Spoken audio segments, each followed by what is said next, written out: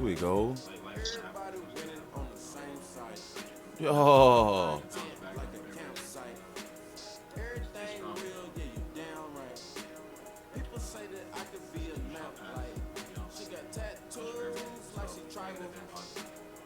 Yo, amigo. So, In this bitch.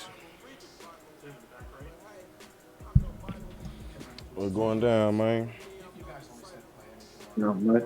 I'm just watching some video. Oh, you know what I need? I need me a motherfucking beer. We get started. I'm gonna talk about that nigga Shannon again. I ain't know Club Shay Shay was shot on Fox facilities. Yeah, he he pretty much pulling the plug on all his shit with them. Nah, he got that though. Huh?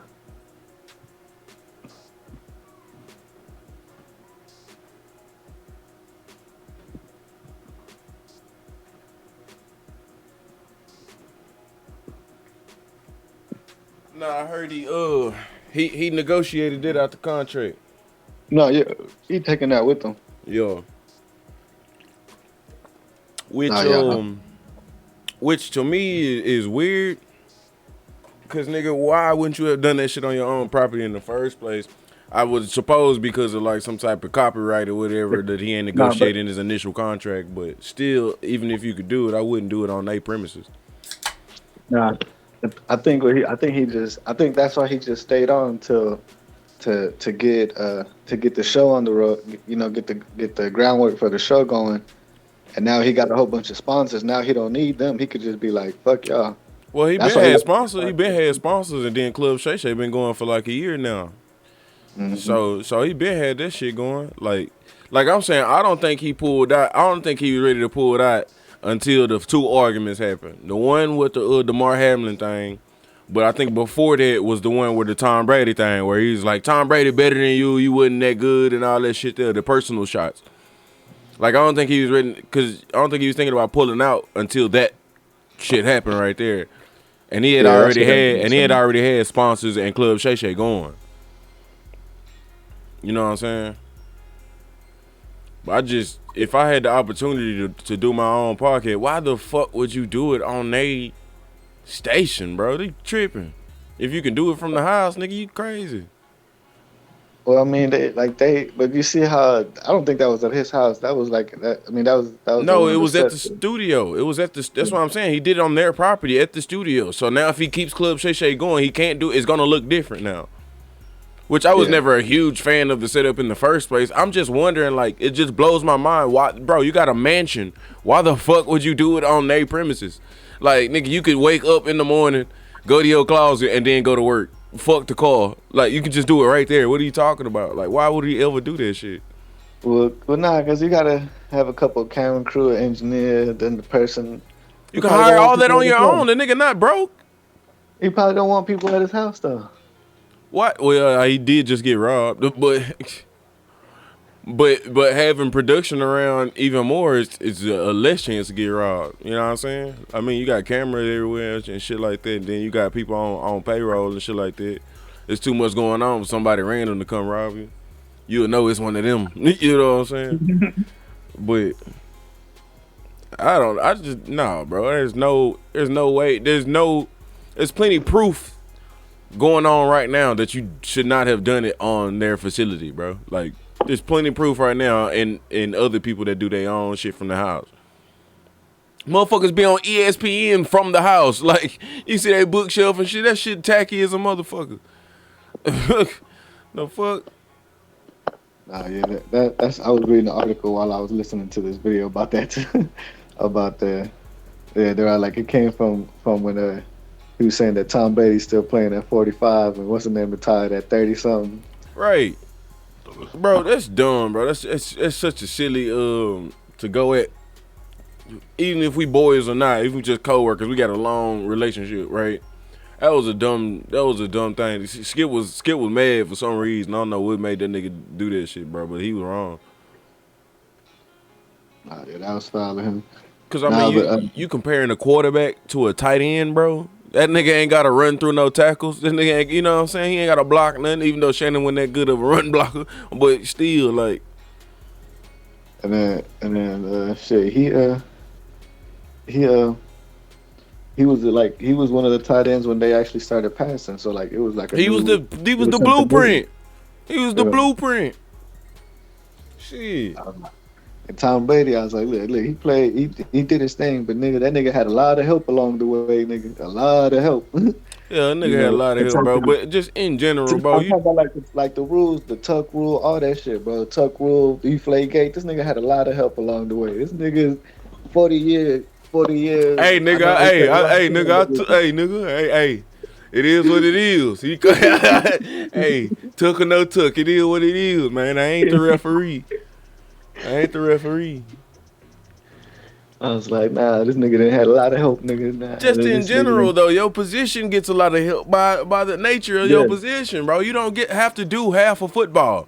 You don't have to do half of the things in football. You know what I'm saying? You ain't. I mean, you got the linebackers trying to kill you, but then they know they can't kill you like they can hit a tight end or a wide receiver or a running back, nigga. They know they gotta pull up when they hit your ass. Your position is like the kicker's position on steroids, like.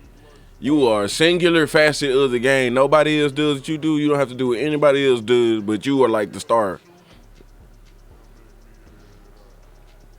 That shit crazy. Just in general, to go at your coworker on some shit like that, and you comparing a quarterback to now, if it's Lawrence Taylor versus, you know, then we can talk. Then you can argue. You know what I'm saying? Somebody else that was actually in the field, not behind the line. Nah, fuck that. Fuck that. That shit. So Skip had some up his ass that day, for sure. I mean that nigga just so passionate about Tom Brady and the Cowboys. Sometimes that was different energy that day, bro. That was different energy that day, bro. It was different. He do that shit all the time. Like when people mess with his Cowboys, that nigga just. I trust me. I've watched the show for years, bro. But that shit was different. They getting to a point because it was the same. Because mind you, I watched First Take for years as well, nigga. I called that too. I like, nigga, it's getting a little cringy here between Skip and Stephen A. It's about to be time. And sure enough, you can just tell, bro. You see how we argue all the time. You ain't never. You wouldn't know with me because I don't never get that way with you where it turns and I'm really like mad.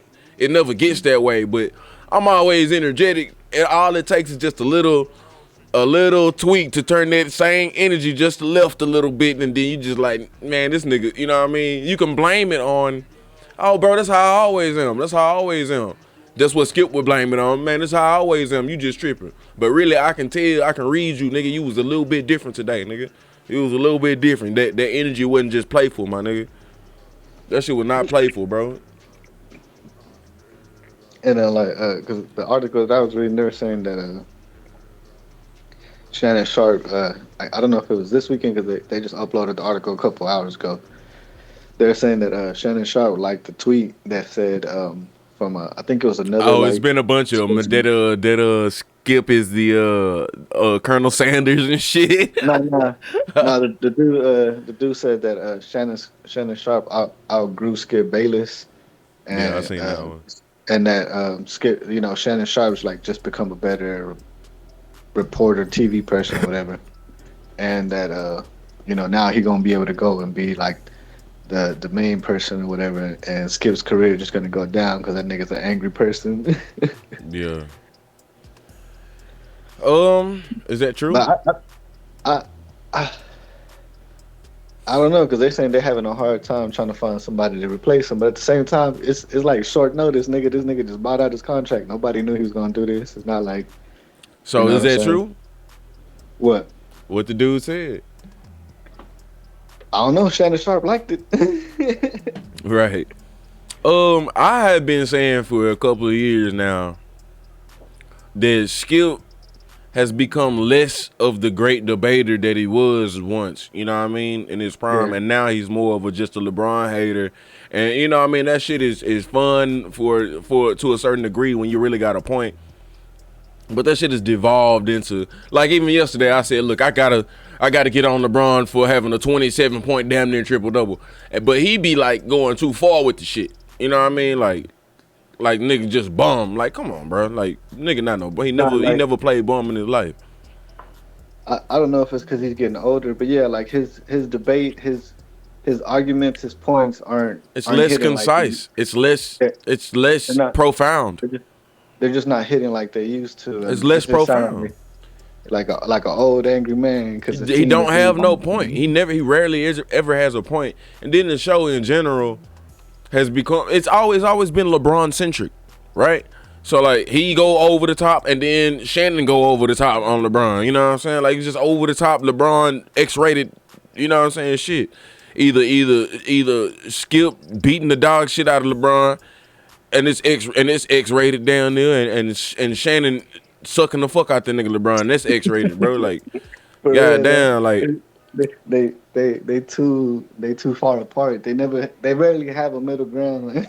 so what does it tell you? The next person has to be a LeBron lover. You can't put nobody else up there because that's the whole shtick of the show. Yeah. Let's skip whole personality, Cowboy. Unless you put somebody, Cowboys hater up there, but that'll change the dynamic of the show, which could be a good pivot, but it'll be a far less pivot than just having somebody else up there that ain't LeBron or LeBron centric or anti Cowboys. But that could be a little pivot.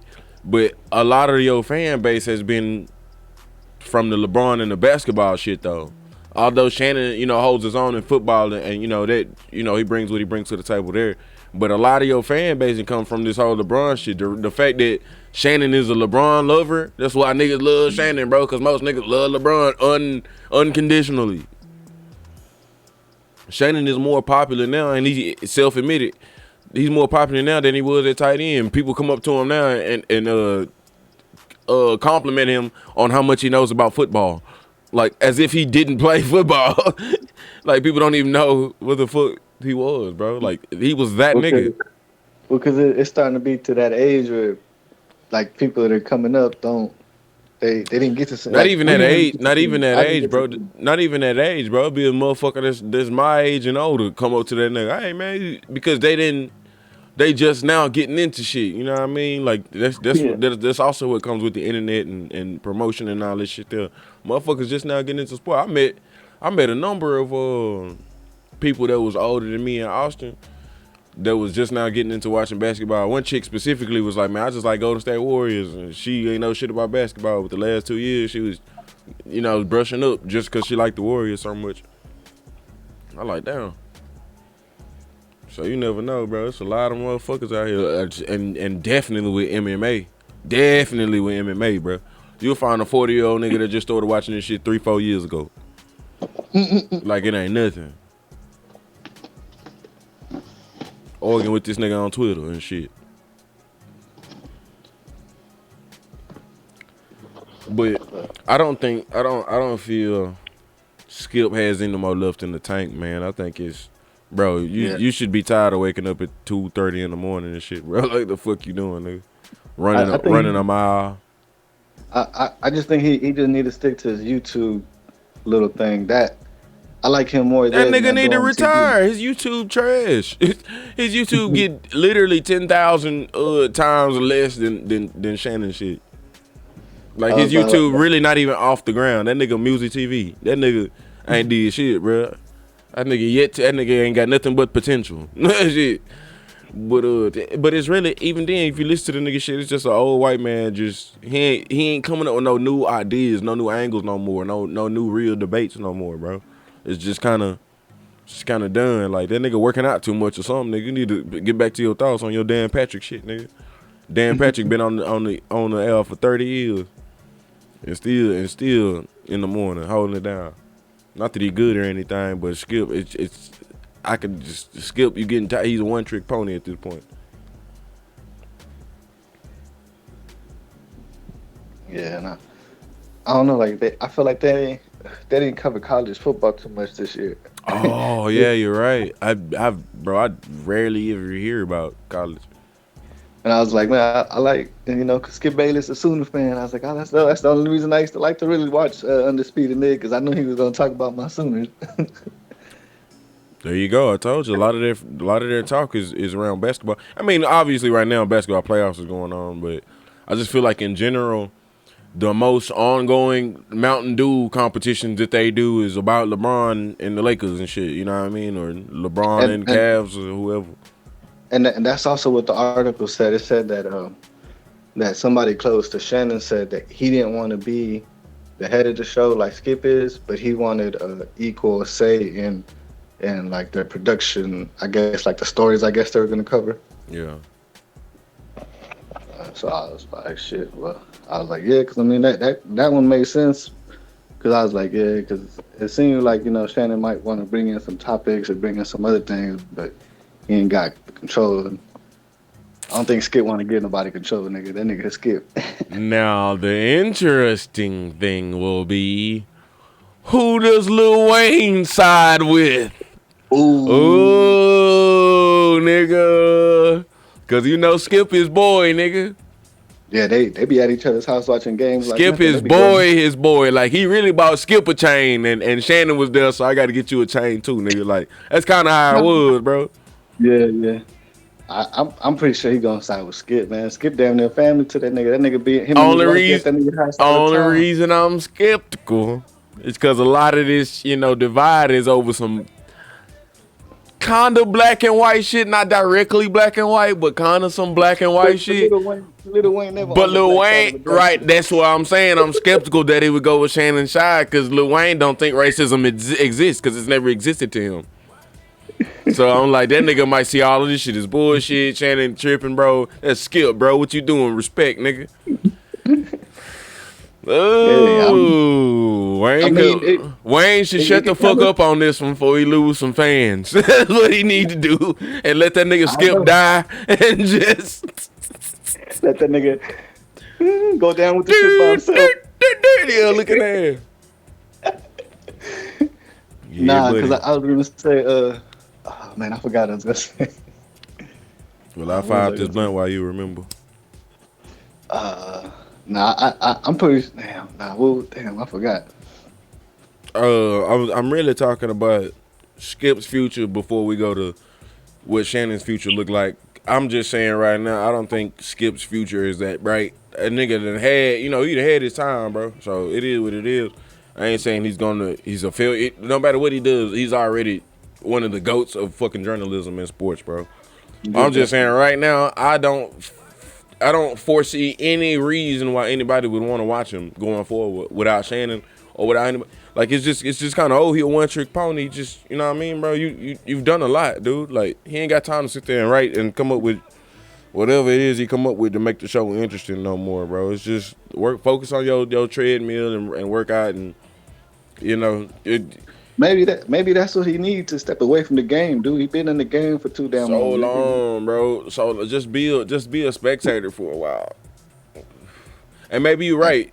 Just keep doing it with your YouTube and just keep bringing your thoughts to your YouTube. And then eventually you will sculpt that and find your thoughts again. Find yourself again. Maybe that's what he needs instead of the pressure of doing the actual show from, what is it, 11 to 2, whatever the fucking time it come on, 10 or some shit. But I think if he step back, because there's nothing more, in my opinion. They can't find somebody. They can't find another LeBron lover. Jason Whitlock got off the LeBron train. He was on it, but well, he's a plague now, though. Can't nobody touch Jason Whitlock. If you bring anyone on, they either gonna be like you don't. Who do you bring on? You can't bring. None of them other dudes gonna leave their nice deals. Somebody proposed Nick Wright, but Nick Wright, because Nick Wright show trash, bro. But you can't have two white people debating no more. That shit look crazy as a motherfucker. You can't have two white people debating on nigga basketball. That shit look crazy as fuck. And I can't stand to look at Nick Wright, bro. Nick Wright, until this nigga cut their goddamn hair off, bro, I literally cannot support this nigga show at all whatsoever, bro. I can't even look at you. I started watching today. I was like, man, I'm bullshit. I can watch. And I looked up in the corner and they had his picture up there in the corner. I was like, bro, get the fuck out of here with this bullshit. Change that shit. They don't give a fuck what y'all talking about. That big ass nose and that ugly ass hair. I can't. You one or the other, nigga. got that long ass He hair. got He ugly got that. ass hair, bro. His hair falls so ugly, like it's ugh. I wish somebody would tell his ass. He looked like somebody that gone to a grunge concert, but he got to go to work. Yeah, bro, this nigga having a midlife crisis for sure, for sure. For sure, for sure. You can't, man. Yeah, I can't think of anybody that could go on there, man. No to the damn body. Marcellus Wallace. Marcellus Wiley. But he got the other show already. Which I believe is on Fox as well. Um they got a new show called Speak. I think it's on ESPN. That shit garbage. That shit trash. She got like a girl on there too. She be talking too much. Fucking yeah, bro. I foresee the end of the whole show because Shannon leave. They can do something. They gonna have you know how they do it. They gonna have guests on and shit like that for like a month. Just a guest for like the whole week sometimes or every other day, shit like that. But as for Shannon Sharpe, if he can keep up Club Shay Shay, he'll still have a better. He's gonna decline a little bit, but he'll still have a better future than Skip. Like I say, Skip done what he done reached the heights, and Shannon can only hope to reach those heights. But he still got a lot more to do than Skip. Niggas ain't just finna cut Shannon off. Shannon's still entertaining. He's still funny. Yeah. He's still gonna have some of the main trending fucking stories and shit. Like when he posts his story, LeBron James, you know what I mean? Like he's still gonna be that nigga. Now, when LeBron retired, we don't know. Shannon Sharpe might retire too. Cause I'm telling you, that's the driving of his fan base. Is the fact that he a LeBron stan. That's the driving factor of his fucking fan base, bro.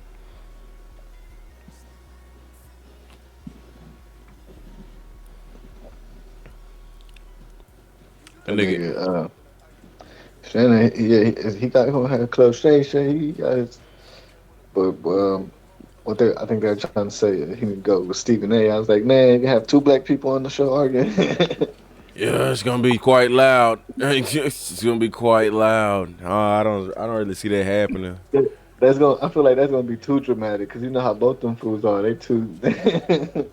Those would be some good LeBron debates, though, boy.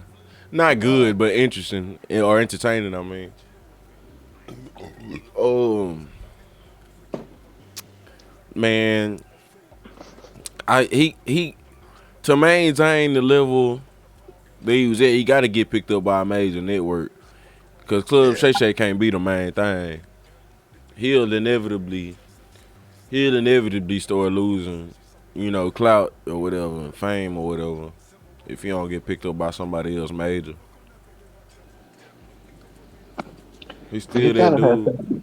I mean, he gotta have something in plan. He wouldn't have just bought out his contract and not I have mean, a job. Club Shay Shay and all the endorsements he got. That's. What the fuck else would he? Whatever. No, the man could be talking to ESPN about something. Who knows? Who knows? I Probably think gonna have the garden show on ESPN. have what? Have that garden show. Fuck no, nigga. Just fuck no. That nigga gonna come out with a garden show. Watch. Bro, that nigga better the fuck not. I'll be mad than a bitch. It's gonna be on one of them home improvement channels. If I can't see that nigga in them debonair ass suits every day, 5 days a week, I need to see that nigga in them suits. And when he want to, the LeBron and the GOAT head nigga, when that nigga do all this, I say that nigga swollen the bitch, nigga. You gotta rock that. I wanna see this nigga in no goddamn apron. Yeah, he in the apron and a polo shirt and some brown pants. Looking like he worked for Lowe's in a Lowe's commercial. Nigga, get the fuck out of here. He got the apron to match the pants and shit. Nah, hell nah. We can't rock like that, man. We gotta be bro. Cause nigga, again, Dan Patrick, motherfucker been on the shit for 30 years, bro. Let's get some nigga that got something going for 30 years, like.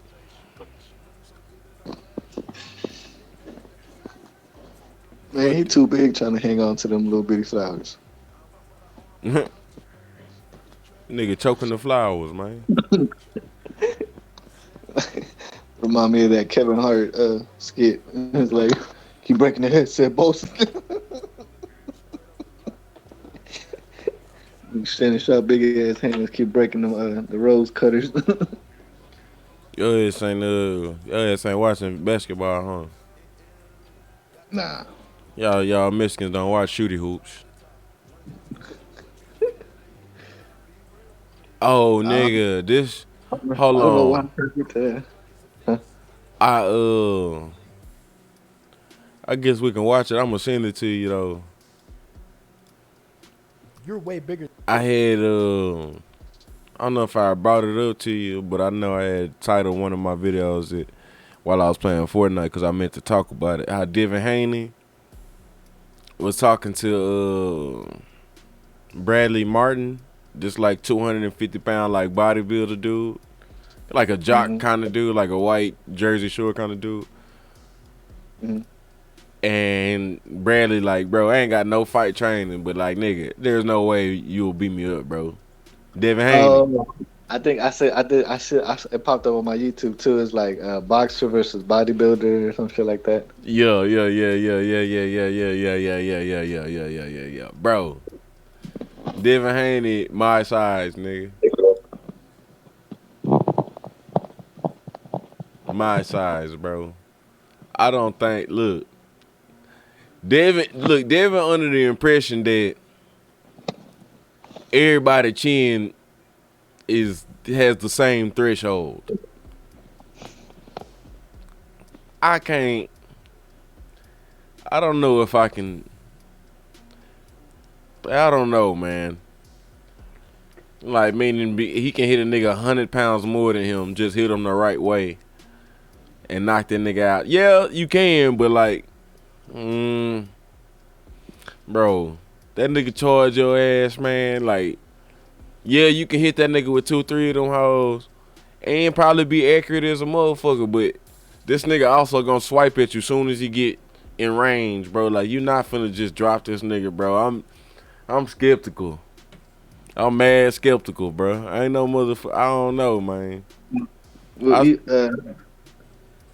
what's the name? Steven Shakur. He popped up. They asked him the same question about fighting. Like, not that big of a dude, but they brought up that interview, and he was all like, "Nah, it's like a boxer has more skill than somebody's trying to fight you on the street." He's like, but he's like, they have to try to grab you. He's like, they gonna get hit a bunch more times. You gonna get knocked out. But I was thinking, nah, bro, it depends, bro. If the nigga's Brock Lesnar and you hit this nigga, I don't think y'all's little punches is gonna hurt this nigga. That's what I'm saying, bro. Even if a nigga do got like, bro, man, fuck that shit, bro. A nigga that's bigger do got a little bit stronger of a chin. Like, cause his foundation, even if you rock him, his foundation a little bit wide, a little bit bigger. Like, bro, if you hit, if one of y'all two hit Brock Lesnar, his neck is gonna be like, nigga, what was that? Mosquito bite? Bro, and the nigga in the video I watched was trying to say, yeah, increasing your trap muscles and shit won't help you take a punch better and shit.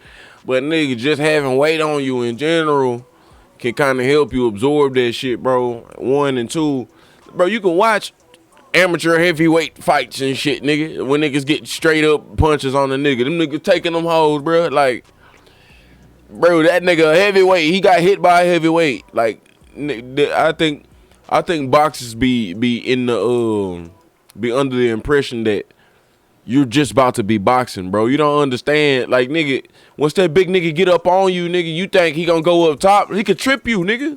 He could push you, like. Bro, that shit, bro, nigga can just push you across the room, my nigga. And you're not finna it's not finna be ding ding and y'all staring across each other and get to just jump around for a couple. Nah, bro. I understand nigga quick than a bitch. Don't get it. I know the nigga quick than a bitch, bro. But like, come on, bro. That nigga finna eat 2 or 3 of them hoes just to get to you, bro. Nah, it kind of reminded me too of one of them videos I was watching where they be clowning Steven Seagal. That dude, cause Steven Seagal is like, what he's a martial artist at one, but it's like kind of bullshit, taekwondo or some shit like that. Well, he And used to know he used to he got some knowledge, but it's just he overstates it and he's just douchebag about it. He used to know his and then shit, but he just way overstated.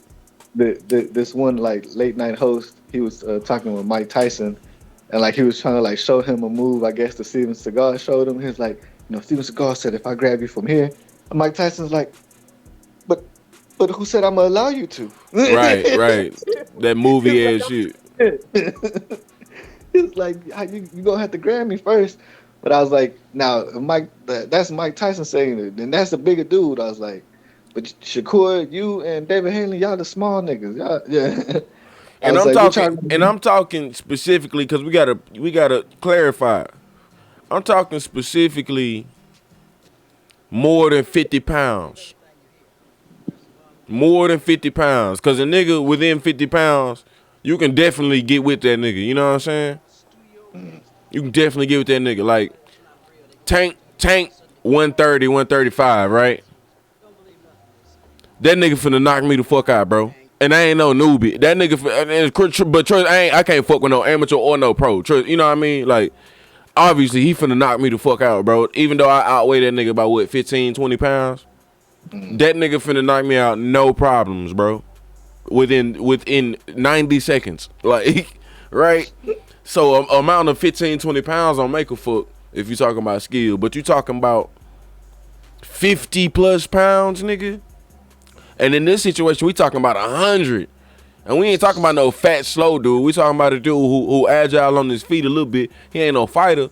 But, bro, he ain't finna just run up on you with his hands down. If he just throw his hands up, high elbows like this, nigga, you not finna get nothing on the outside, no hooks. You better straight jab. You know what I mean? You gonna hit nothing but his arms, his big old arms. So I'm just saying, even if you came up with a 3-piece, because his argument is that while he rush him, he gonna catch 3 or 4 of them hoes. Because they can release him that fast, right?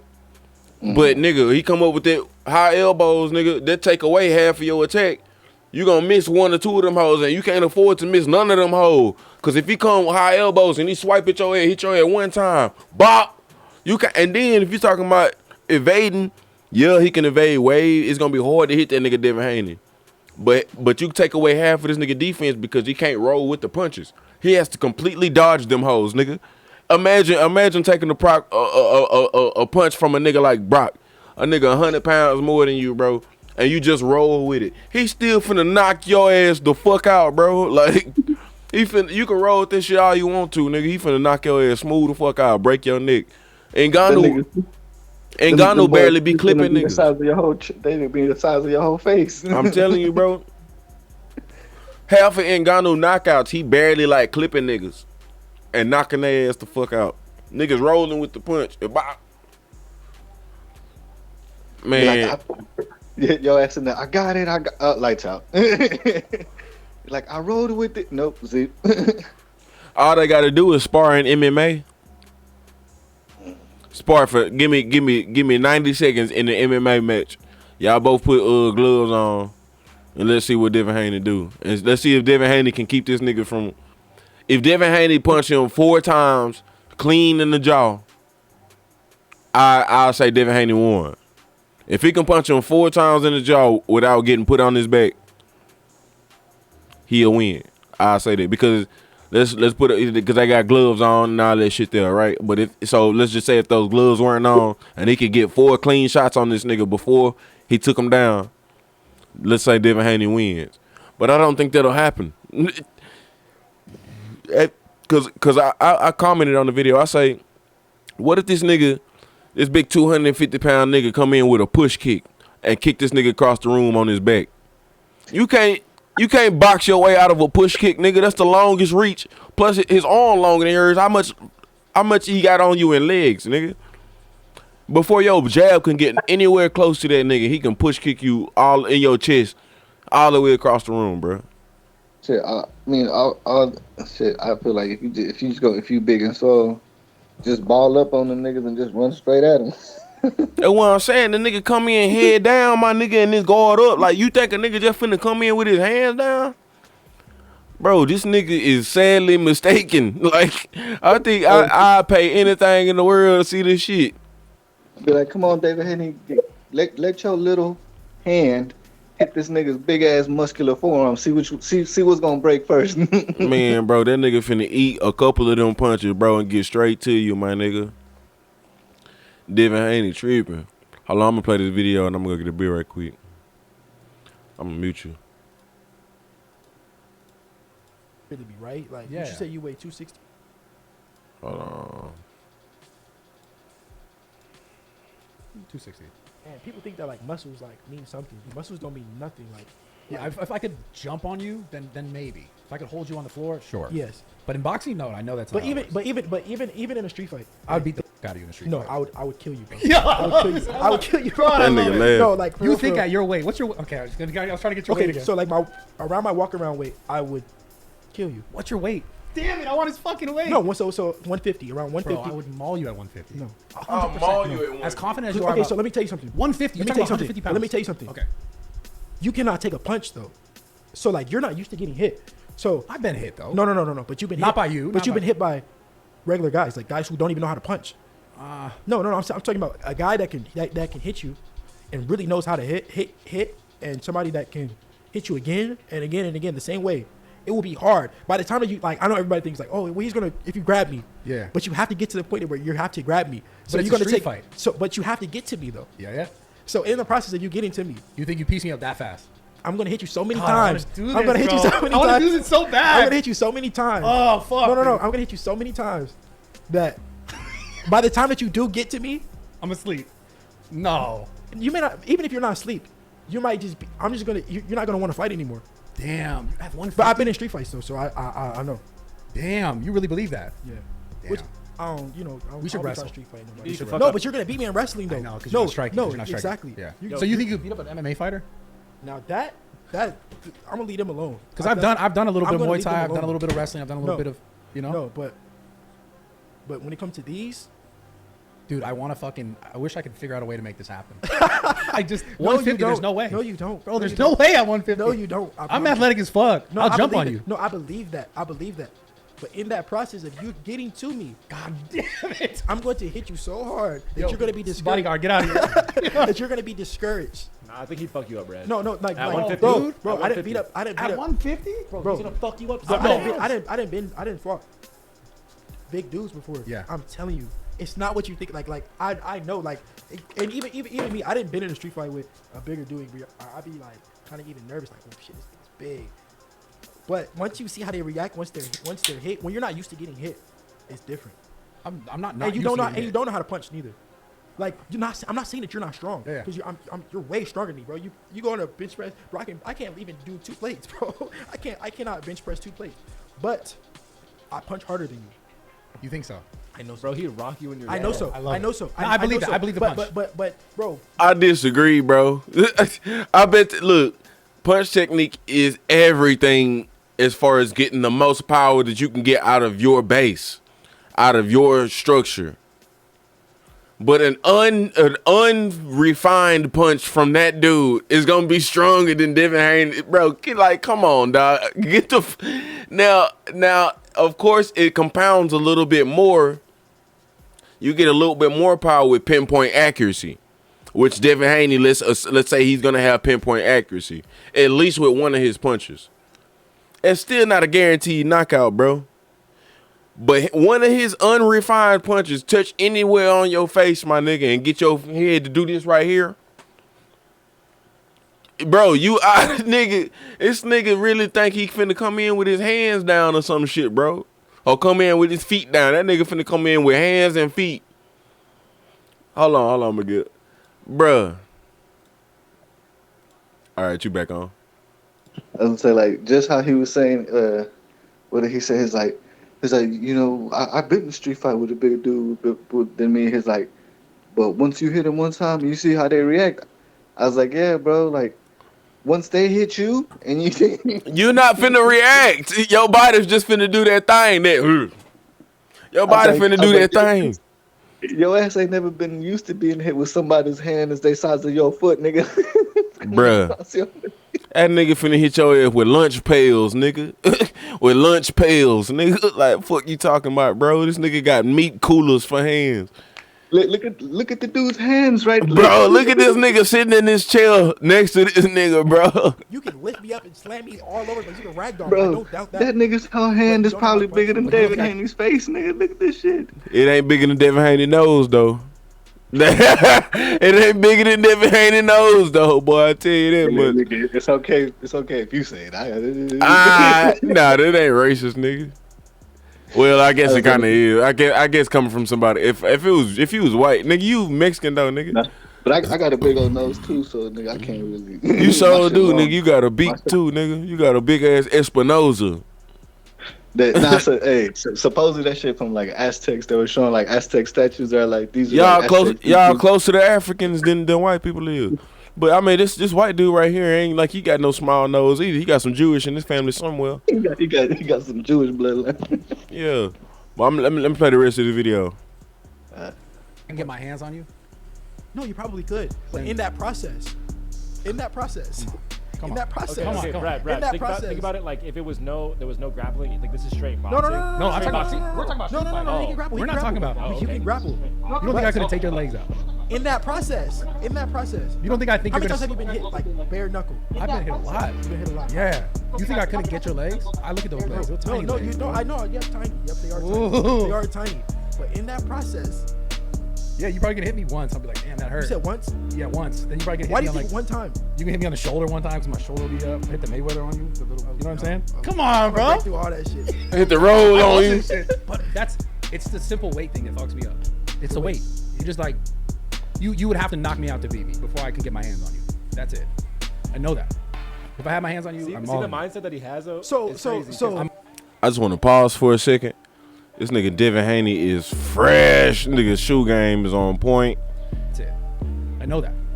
If I have my hands on you, see I'm the all in. mindset that he has though. So I'm all in you. So have you been knocked out before? Yes, I've been kicking the head.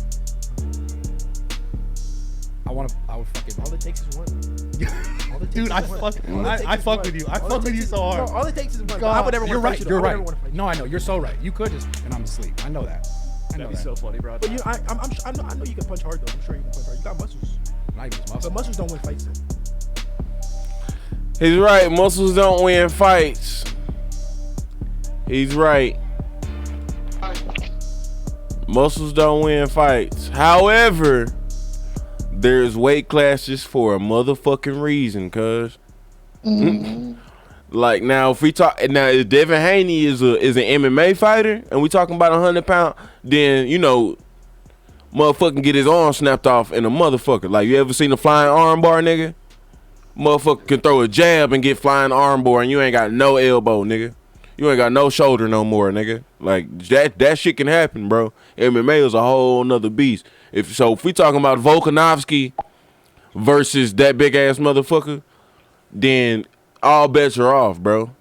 Cause Volkanovski get on his back and can get a clean I'm sure Volkanovski can get a clean ass motherfucking rear naked on this nigga. Can get it, you know what I'm saying? Hell, worst case scenario, a fucking ankle lock on this nigga, bro. You gonna make anybody tap to an ankle lock, bro. Ask Kurt Angle. But now, seriously though, bro, like nigga, you talking MMA, it's a whole different spectrum. I understand where Devin Haney coming from, bro, but you gotta be at least 2 weight classes, you know, outside of this nigga, not 4, not 5, bro. Like, let's see how many weight classes that is exactly. Bro. Because that'd be like David Haney trying to say, "Oh, I can knock out Mike Tyson with one punch. I just need to hit him one good time." Bro, this nigga Devin Haney is a lightweight. I was like, because if you would have hit Mike Tyson with 10 punches, I don't think you'd probably knock him out. He probably pissed this nigga off a lot. He do a 10-punch combo, and he gonna block some of them gonna hit him. Bro, there's 8 weight classes over, nigga. Get the fuck out of here, bro. There's 8. If we talking about 2 maybe 3, 8 weight classes over, bro. Tank Davis is not finna knock out the Bob Sapp. You know who Bob Sapp is? Mm-hmm. Yes, you do.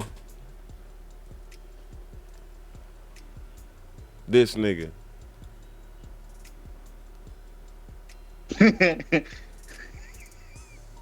Bob Sapp can't box to save his life, right? Very unrefined MMA fighter at that. Bob Sapp, huge. Bob Sapp weigh about 290, probably 300 pounds. He's in the longest yard. Swatowski. I was like, I just know him from that. I didn't know he was the actual. That nigga 350. Jesus Christ. But see, okay, this he more than I thought. He 350. So this is a good example.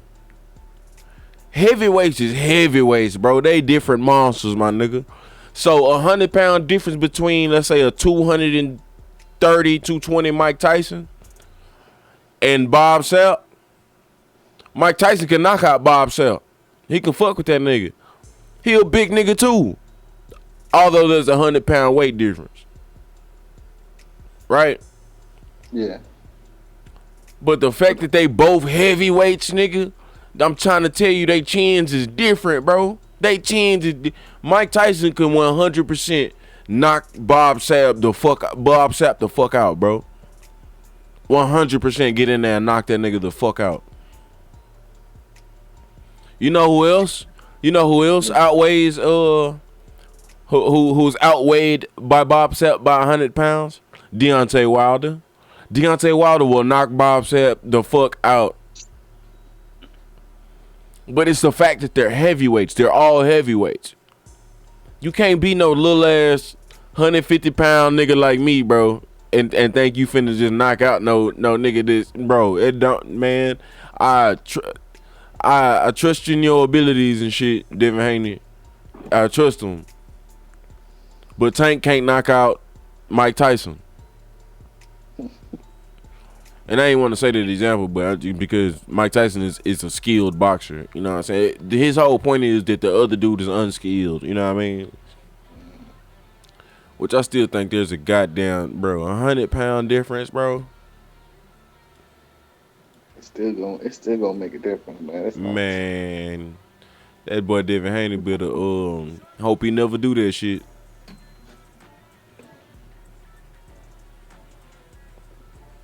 He fought a big nigga that wasn't agile at all or some shit. like that dude said, man, I've been kicked in the head and been knocked out before. That nigga ain't finna react like, that nigga finna come at your ass. Yeah.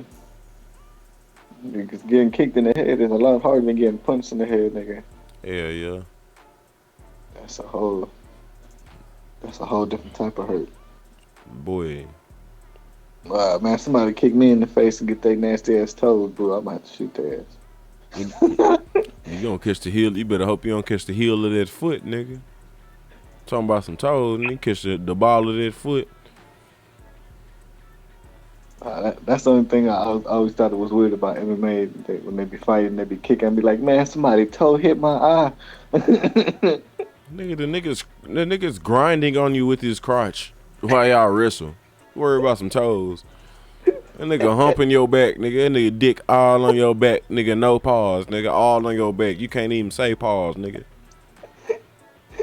You can't say time out. Nothing. Yeah, hey man, why you getting hard? Man, get off my back, nigga. Get off my motherfucking back. Hey, nigga, that'll be a tactic. Cause I tap like a motherfucker. Hey, what you doing, buddy? Ref. I'll be like, you coming out for the next round? Hell nah. No. I be damned. That nigga crazy. I thought y'all ain't let trainers in here. Oh man. Hell no. Devin Haney got all the bills, man. It's Javante Tank Davis time. Tank finna knock this nigga out though. Tank finna knock this nigga out, bruh. But is he gonna fight Tank? He got to.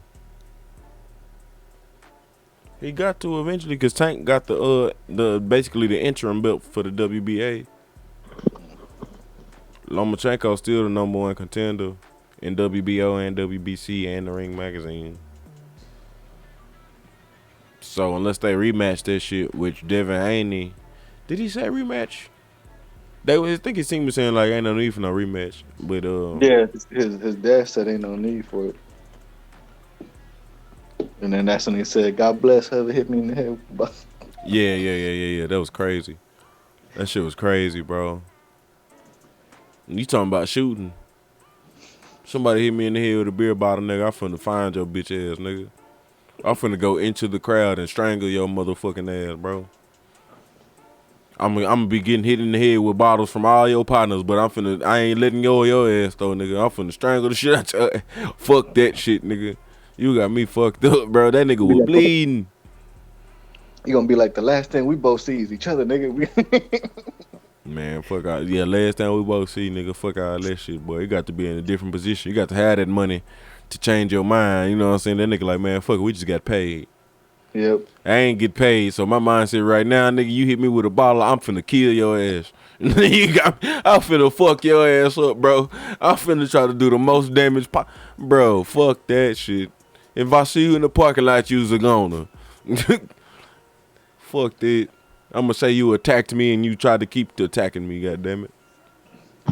He threw 2 more bottles at me in the parking lot. A bottle, bro. Chunked it. Pling!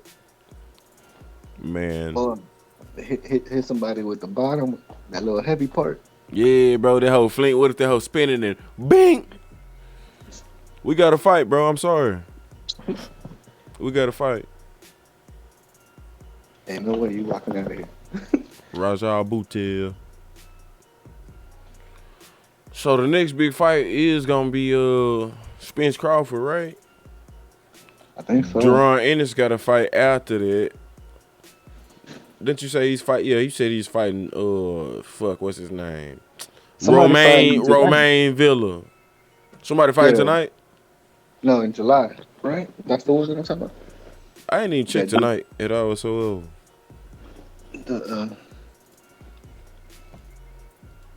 I still got him from last night. Oh yeah, Clarissa Shields fought tonight. I don't know if they done yet. Let me go look in. Let me go peep in right quick. When our girl gonna fight? Clarissa? The Serena? Yeah.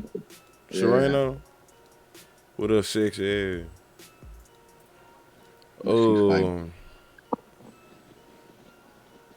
She too light for Clarissa. I would like to see that, but she too light for Clarissa. She too light in the ass for Clarissa.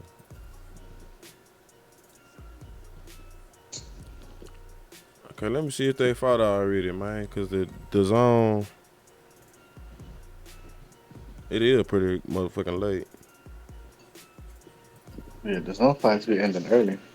Hell yeah, that bullshit ass production. They bullshit ass app too, man. Bullshit ass what? Bullshit ass app. My brother had to stream it because they don't have a channel, so he had to stream it from his phone to the Chromecast, and it was just being terrible. Everybody was watching it on different sites on their phone. People was watching it on TikTok.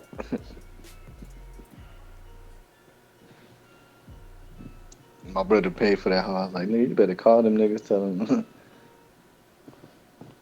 Unanimous decision. Clarissa Shields, unanimous decision. Another yawning night in the world of female sports. Another yawn in the world of female sports. What we already knew was gonna happen. A shutout. It was a complete shutout, Miguel. This is what they said on the headline. A shutout, nigga. The bitch ain't win no rounds. Damn. A shutout, nigga.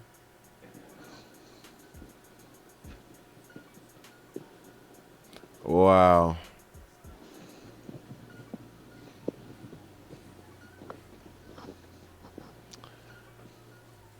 Well, I would never pay for any of those, so not that I pay for any of them these days anyway. But you know,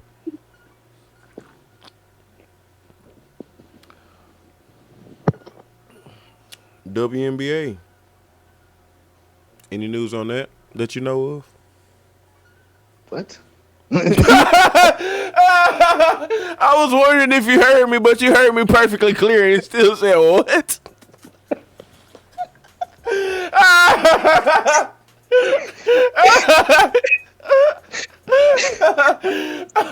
That nigga say what?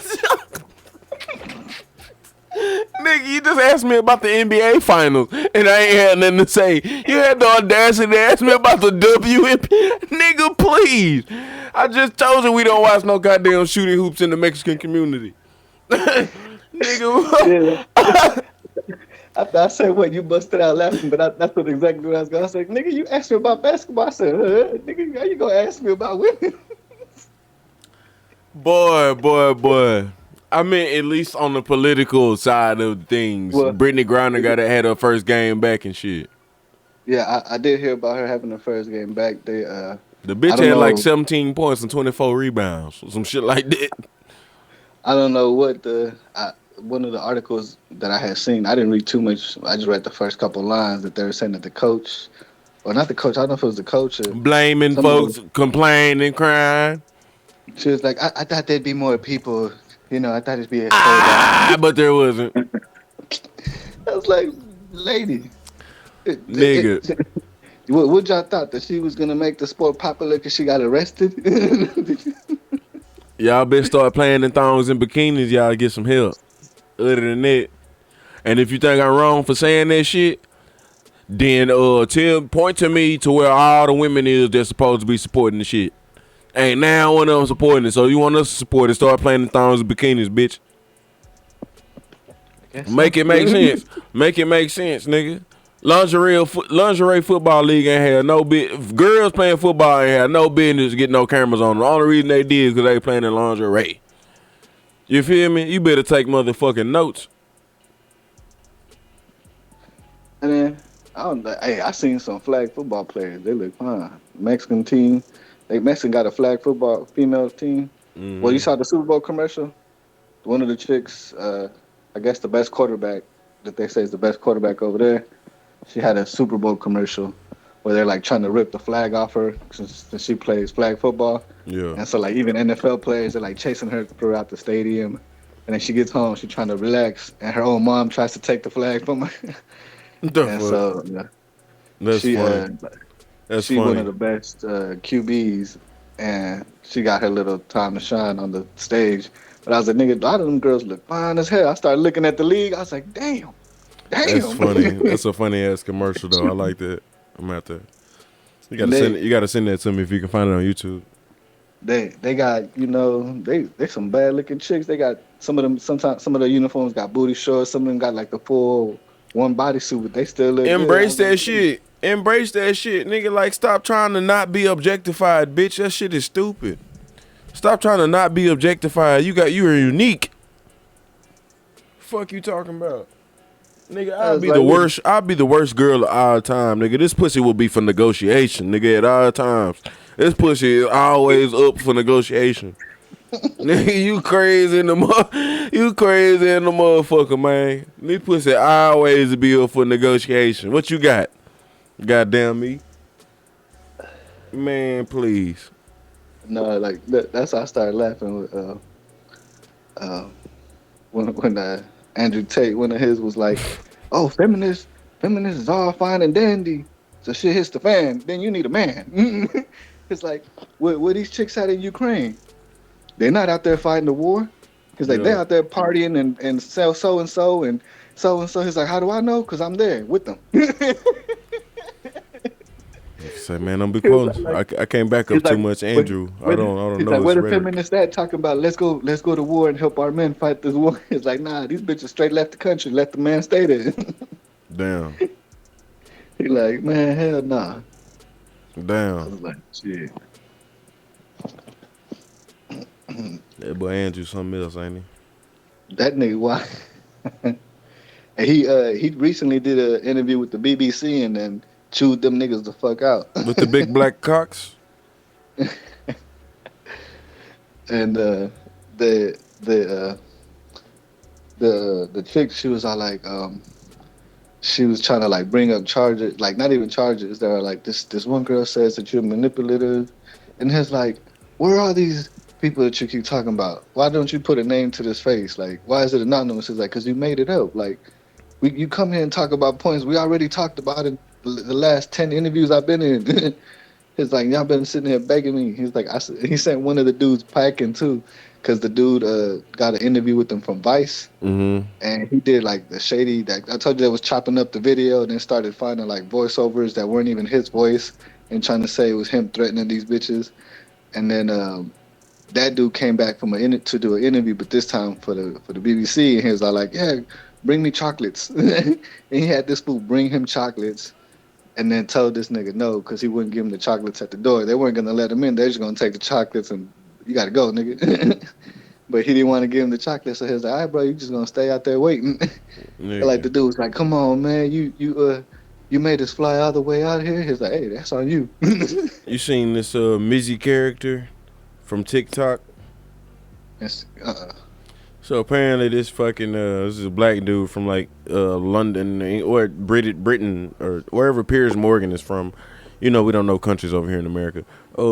Wherever Piers Morgan, you know Piers Morgan, the white dude, news or TV something like that. News kind of dude, like I don't want to say Tucker Carlson, but like, you know what I mean, like over here, like he's like a CNN kind of always on the type shit. Yeah, I know you're talking about. Yeah. So he had this guy on his show that's been getting a lot of trend on TikTok for just doing the absolute like most untalented shit ever. Like just one of the craziest ones that he did. Like he's walking down the sidewalk, and I think somebody, I don't know if the door was open, but he just walked up to a random door, walked in that fucking house, and just started just recording. Just soon as he walked in, like there's an upstairs and a downstairs. He started walking downstairs, and like the dad of the house like comes in and like, dude, what the fuck you doing? Like, and he's just like laughing and shit. Dude, he got like a little towel on his head or some shit. He said a little towel on his head. You talking about that beanie? Yeah. First, many young people see social media look like towel, look like a roofed up towel. Yeah, that nigga. People you've never heard of can become very famous and very wealthy very quickly. Yeah, I see that. I saw that. I didn't see the whole thing, but I saw little short videos of it. Yeah, he had him on. This nigga fucking China. Let me play a little bit of these things right quick. Someone has tried it just for the clicks, and all in the name of becoming insta-famous. This week, a social media prankster named MuZi has generated headlines and abject outrage for so-called pranks, which mostly involve just terrorizing innocent bystanders. Into random houses, let's go. James? Yes. Hello. You got a nice dog?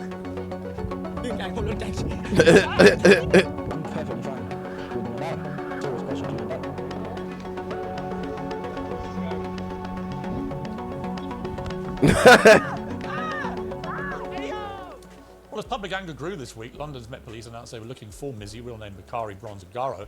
The law caught up with him, and today he was fined £365 and given a criminal behaviour order, which is supposed to ban him from posting to social media without the written permission of the people in his videos. You might think that's not much of a punishment or much of a deterrent. But what does he think? Well, fresh from the courtroom, he's here now. All right, well, good evening to you. Hello, Piers. Long time no see.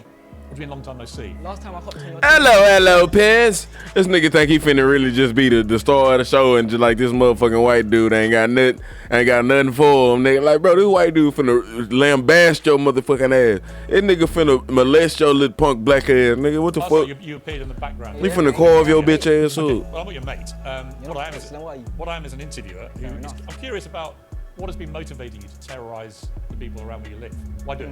I wouldn't really call it terrorising, I'll just call it more having fun. But let's get this out of the way first. I apologise. You see this situation that blew up on the internet, walking into random houses? The next day, I apologised to the woman because I felt bad, innit? Like, deep in her social media, like, it went deep in her social media, that's why I didn't record it. She recorded me, apologising to her. I told her sorry, and she explained that she was terrified because her children were in the house. And I understood it. What were you doing in the house? What was I doing in the house? I don't know, it was a stupid video. Like, I got peer pressure to say it. I don't want to say it like in that way, but... Well, somebody else's fault. I'm not blaming on no one else. When you break into a house with a a woman and a husband and two, I went into the two house young on my kids. own accord. No, I'm just saying, okay, you went through their door, right? But it's not your house. You're not supposed to be in there. Oh, no shit. You are causing a lot of alarm to that poor woman and to her children who are in the house. You then terrorize this poor elderly woman and take her dog away and traumatize her. So the story about that. Hang on. Let me speak. No, yeah, because no. Let me speak. Let me speak. No. Let me speak. No. For the viewers, wait a minute. Wait a minute. For the viewers who don't know what you've done, hold up. I'm going to tell them. Hold up. No, you hold on. Right now. No, you can hold on. Right now. I'm explaining. I'm explaining. Know what's been happening. Don't just keep talking like an idiot. Like an idiot. Let me finish what the viewers don't know you did. You go up and you do these things. You take a dog from an elderly woman. You leapfrog over the top of an Orthodox Jewish man standing at the side of the road minding his own business. You go up to women in the street and say, do you want to die? It wasn't a woman, it was a man. And she There were also women that you did this to. There was a woman there, but I only say it to a man. Right. You shouldn't be saying it to anybody. Fair enough. Then. Why, in the name of so-called prankster humour, why cause so much alarm and distress to so many people? Do you get your kicks out of doing that? Not necessarily, but you could say that this whole public outroar just makes me laugh because people are getting hurt over something that didn't happen to them. And that's how I see it as. What do you mean? People are getting hurt over something that didn't happen to them. Everyone acts like they have this persona like they don't care. Social media is a facade, this, that, and the other. But when me comes out and does the mad thing, everyone has something to say. It's not a mad thing. It's the mad thing. It's the mad thing. You already said it was the mad thing. It's the mad thing. No, it's not mad. It's moronic. It's the kind of thing anybody could do, and you do it for kicks and you do it for clicks, and you get your little moment on TikTok, and presumably your peer group that you referenced earlier, they all think, good on you, good on you. Good on you. Hilarious. Meanwhile, some poor woman thinks you've stolen her dog and is traumatized. Another woman has her 2 kids, and you're bursting into their house uninvited. All right. Like you're jumping on Jewish people. See, I was right? Who are already Jewish people. Hold up, wait a minute, wait, no, stop. You did. Cool, it was a Jewish person, cool. But there was a trend going around on TikTok with 300. I've done this to numerous people, black people, white people, any types of people. I don't discriminate. So don't stop saying Orthodox Jewish person like I only targeted him and it was only him that I went for. Why are you targeting anybody in that? What would you mean? Why am I targeting anyone? It was a trend. I just done it for a trend. And what is the trend? 300, jump over someone at the time of the beat. However much you scare them. However much you scare them. Bro. You push them into a car. No, that didn't happen though, because I saw. It didn't happen by chance. It didn't happen. A lot of the stuff that you do could have consequences far more serious. But you don't care, do you? As long as you get a laugh. I have remorse. I have remorseful. You don't have any remorse. What do you mean I don't have any remorse? How are you trying to tell me? You have no remorse. Are you in my life? Do you live in my life? Huh? Do you live in my life? What's your life? Tell me. You tell me my life. Presumably, you're about to tell me the sob story, are you? What's the sob story? There's no sob story. Well, go on then. What's so bad about your life that makes you do this? I just do it for fun. On or off camera, I do my thing. Tell me about your life. What justifies this? What's happened to you that makes you think you're justified in doing this? What do you mean tell me about my life? You said you know nothing about your life. Tell me about your life. Because you're trying to get onto because I'm black. Because I guarantee. There it is, Migo. Because I'm black. Really? There it is, baby. What colour your skin is? I just think you're an idiot. There it is, baby. That's fine. You're perfectly entitled to it. Yeah, so are you. So this show's called Uncensored. I think you're an idiot for what you've been doing. I also think you're an idiot for playing the race guard when no one's mentioned your skin colour. Really? Okay, you don't have to mention it to. I don't care about your skin. All right, that's as much as I can do with that. That son of a bitch, motherfucker. If you, bro, walk, try that shit in Texas. Just walk in somebody's house, bro. Just walk in somebody's motherfucking house in Texas, my nigga. Just walk, bro. Motherfucker standing on top of the. Hold on, bro. The nigga standing on top of the motherfucking cab and shit, bro. Did you see this nigga on the cab? Mm-hmm. Bro, get the fuck out of here, bro. I will beat your ass for playing the fucking race car, bro. Like, I hate when people do that shit when you know damn well you was wrong. Like that bitch. And I bet if you asked her something, she would be like, why? Because you think I'm still because I'm black? Yes, because you're black. Motherfuckers like that get to say that shit because niggas play the wrong card at the wrong time. Nigga, don't do that shit, man. Yeah. Ah, damn, bro. This motherfucker dead ass motherfucking wrong, bro, and got the audacity to play the race card. He's not singling you out because you doing something that you're menacing the whole town. Like, you're menacing the town, bro. And it's funny because, like, on his way up to the show, like, he was like, yeah, we did it, guys. We famous. We going on the Piers Morgan show or whatever the nigga's name is. He's like, yeah, watch us. I was like, nigga, what? Bro. And he was talking about, I don't know if I got to it in that part, but he was talking, because he asked him, like, why do you do it? Why do you do negative shit? He's like, the negative brings money. It brings fame. It brings He said it. But let me tell you something. This motherfucker ain't making no goddamn money, bro. His sponsors not finna touch no shit like that, bro. So you not, and the nigga account always getting deleted. So you can't monetize no account that's always getting deleted, nigga. Right? Yeah, and then I think it was even against the law for him to post anything. Yeah, that's why he keep getting banned. You can't do illegal shit on they fucking shit without getting banned, bro. On no social media. Bro, so what are you doing it for? Purely for fame. There's no money, bro. I mean, I guess he was trying to do what that one dude Bunka was doing. Remember, he used to jump into grocery stores or gas station displays. Who? As many young people see social media. Bunka. Bunka. Yeah, it's like this weird black dude got all these tats, got like the Island Boy dreads. Oh God. He used to go into like Walmart or to like a gas station. You know how they had the displays, and he used to like coughing into them hoes. Wow, just destroy BOONKA. BOOND Bunka, something like that. Oh, let me see. Boondocks came up. You don't know what the fuck you talking about. Nah, watch. It was on TikTok. Now he's a Christian rapper. Christian rapper. Yeah, the shit he doing can't be that risque.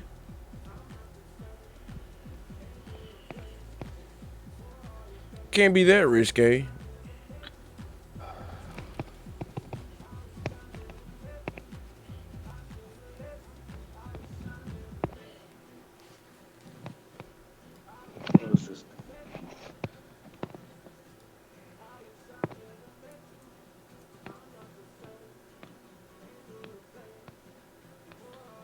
And now his name's like Christian. Man, let me find him by his Christian name. See if I can find that.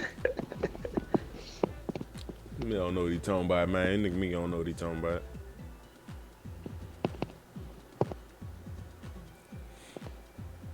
His name, look him up now. His name is Holy Gabbana, Gabbana. Trying to remember what he used to be. Bunka Gang was it used to be called. BOONK and a gang. It sounds like some nigger ass bullshit, but I'll play along. Yeah, that nigga, he got his record deal, but yeah, he went crazy. Jesus saves. All he used to do is like just fuck up people's stands and shit. Why has Jesus not saved your ass yet, buddy?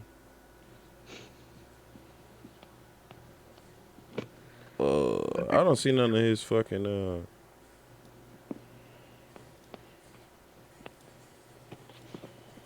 he got a bunch of music videos. Yeah. Boom. Is she okay? No, she passed away. I'm sorry, It's okay. Yeah, this nigga Bunka Gang stealing compilations. Like this nigga just run off and steal shit. Down here only got one video on this shit. Yeah, look. That's one of his videos stealing. Hold on. He was back on Vine when Vine was popping. Oh, whoa. Take it way back then. I've been a freak. Check the history on my computer. Yeah, see, I think he's the one. He's the first one. iPhone X's, you know what I'm saying? And he say these are the last two. Lucky man, last two. Last two, yeah, I need them, boy. I need them. Didn't they say they had like two left, right? Huh? Yeah, these are the last two, bro. Nah, fuck that, man. You got nah, these mine, bro. Nah, boy, we live, nah, y'all tripping. This is a whole lot of gang shit, bro. Hey, he take my motherfucking phone now. Hey, what the fuck? Whole lot of gang shit. What the fuck they them doing? They taking my two fucking phones, man. Whole lot of gang shit. He come. So he brought two other niggas in to act like they was finna press him for them hoes, and then he just stole them. Is that what happened? I didn't see that video. I missed it. I was looking at another one. It seemed like the video. You seen that video I posted where that nigga was in the store? He walked in the store and grabbed a drink, and that little cat was in there, and he tried to act like the cat was chasing him, and he ran out and stole the soda. That seemed like that nigga was like buying the last 2 phones, and he had 2 niggas come in behind him like, "Hey, nigga, them the last 2, hell no!" And he grabbed them hoes and ran. That's what it seemed like happened right there. I don't know. They used to just do different shit. Like, that was when he was. Yeah, nah, he mine, bro. Nah, y'all tripping. This is a whole lot of gang shit, bro. Hey, he take my motherfucking phone now. Hey, what the fuck? Whole lot of gang shit. What the fuck they them doing? Hey, taking my 2 fucking phones, man. Whole lot of gang shit. He come.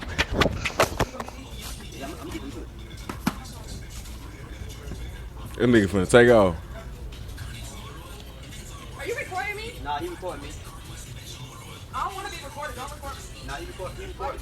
You recording me.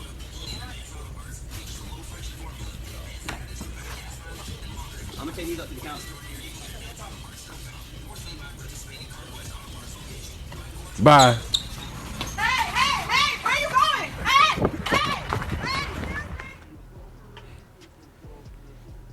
Hey. This nigga stupid, bro. Oh, he finna run off on the cut. 20? 20? Oh, 25. Sure. Boy,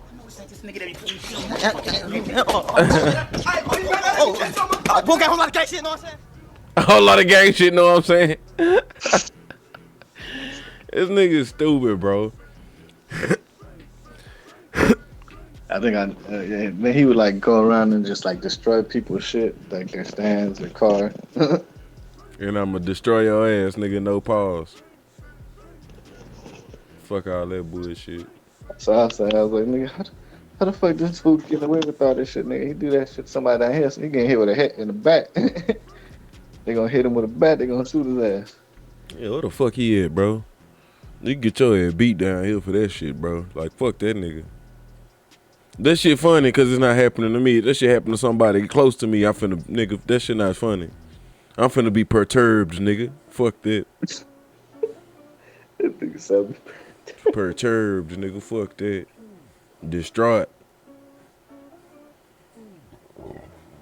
That's what I'm saying. He got famous off that, and then he got a record deal, and then he ended up going to rehab. And he a Christian rapper? And now he a Christian rapper, supposedly. Yeah. Man, get the fuck out of here, bro. Get the fuck out of here, nigga. That shit wild, man. I think he was even dating Woe Vicky for a while, that white chick. Oh, speaking of chicks, you seen the Jackie O thing? Did we talk about that? Jackie O? What's his name? Come here, boy. The nigga with the what's the fuck that nigga name is, bro?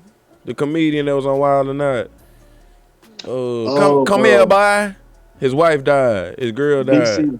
DC Unfly. DC Unfly. Damn, DC, my bad, bro. I don't know why the fuck the nigga. I know that nigga. But was it his wife or his baby mama? I mean, they had 3 kids together and they was together, so you know what I'm saying? Like, it might as well be his wife. I saw the reports that say his wife, but then some other said his baby mama. I was like, I mean, it's kind of the same thing. I mean, well, like they was together, and you know what I'm saying, they had 3 kids together, seeming like they kept having kids together and they stayed together, so they was basically married, whatever. Like me, I'll never get married even if I find the right chick, nigga. So it'll just be girlfriend, I guess, but wife. You becoming law married in Texas though. Yeah. But apparently her shit was cosmetic. She died over a cosmetic procedure, nigga. Oh man, bruh, over a cosmetic procedure. That's what happened to Kanye West's mom, but he be trying to say right. He be talking Illuminati. Get the fuck out of here, bro. Look how fine this girl is, bro. Bro, look how fine this girl is, bro. So she's a Wild or Not girl. Oh, that one. Nigga. So apparently she went in, if everything is reported accurately, she went in to do a cosmetic surgery, bro, like a mommy surgery or whatever. I guess I give you a little nip tuck, nigga, and she died off that. That nigga DC Young nigga, look, condolences and everything, but if that's what happened straight up like that, then DC Young Fly is at fault, nigga. You don't let your girl do no shit like that, nigga. If that's your girl, you know what I mean? You already married. You fine as hell with it. Already fine, my nigga. Like whatever corrections you need to be done, nigga, can be done with a little bit of workout, a little bit of discipline. I mean, a little bit of discipline. That's it. We do this shit together, baby. Come on. Like, don't even take, nigga. You work out steady for a motherfucking year, bro. That's it. You work out steady for a motherfucking year, you got exactly what you want out your body. There's no reason that this chick need to go do a cosmetic surgery, bro. That's absolutely silly. And if the nigga, bro, I wouldn't let my chick do no shit like that.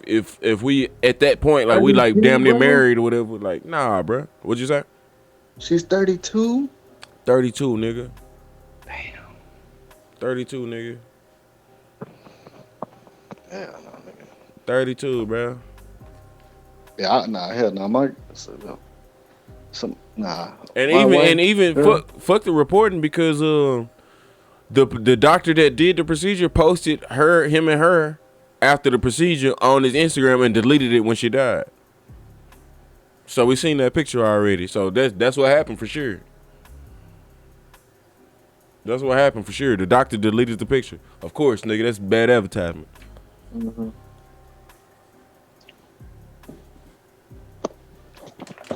But isn't that did her shit happen just because it's just, it was a freak accident, or was it like Kanye West's mom or shit where she? It doesn't matter. It doesn't matter. It really doesn't matter. Like, yes, that's another conversation to be had. Yes. But that's not the lesson here, Miguel. Like, okay, so like the conversation to be had on that side is who is at fault for it. You know what I'm saying? Did the doctor have fault or whatever, boom, boom, boom. Where if it's the Kanye West mama fault, then the doctor who did the procedure is not at fault because she was supposed to go get a second opinion and she didn't do that shit. So that would be on her, not the doctor. In this case, beyond fuck all that shit, because I mean, unless she had something specific wrong with her, she's a young woman that just had 3 kids. She's healthy. Mm-hmm. She should be healthy, whatever. The point being is that she shouldn't have made that decision, and her man shouldn't have let her make that decision because that's fucking frivolous. That's a frivolous risk to take, bro. See, and this is but this is when we get into this age where he's like, oh well, it's a female's body. You can't tell her if she want to go. That shit only goes so motherfucking far. No. I'll strike my bitch down talking about some nigga. We having this baby if I want you to or not. Well, like, or vice versa. I hate kind of bringing in some Andrew Tate shit, but he be just know what you talking about, nigga. Just know what you talking about. Like the point where he was on like, it's like when men want to know where you're going, it's like it's not because we want to, but where you going? It's like it's because I'm your protector. I want to be like, okay, that's a safe place, or like he's like, what if something happens and I need to rush to you and I don't know where the fuck you at? He's like, it's not that I want to know because I want to be on top and just want to be like, where my bitch at? It's like, it's not that. It's like, it's for to ease myself. I want to call bullshit on it.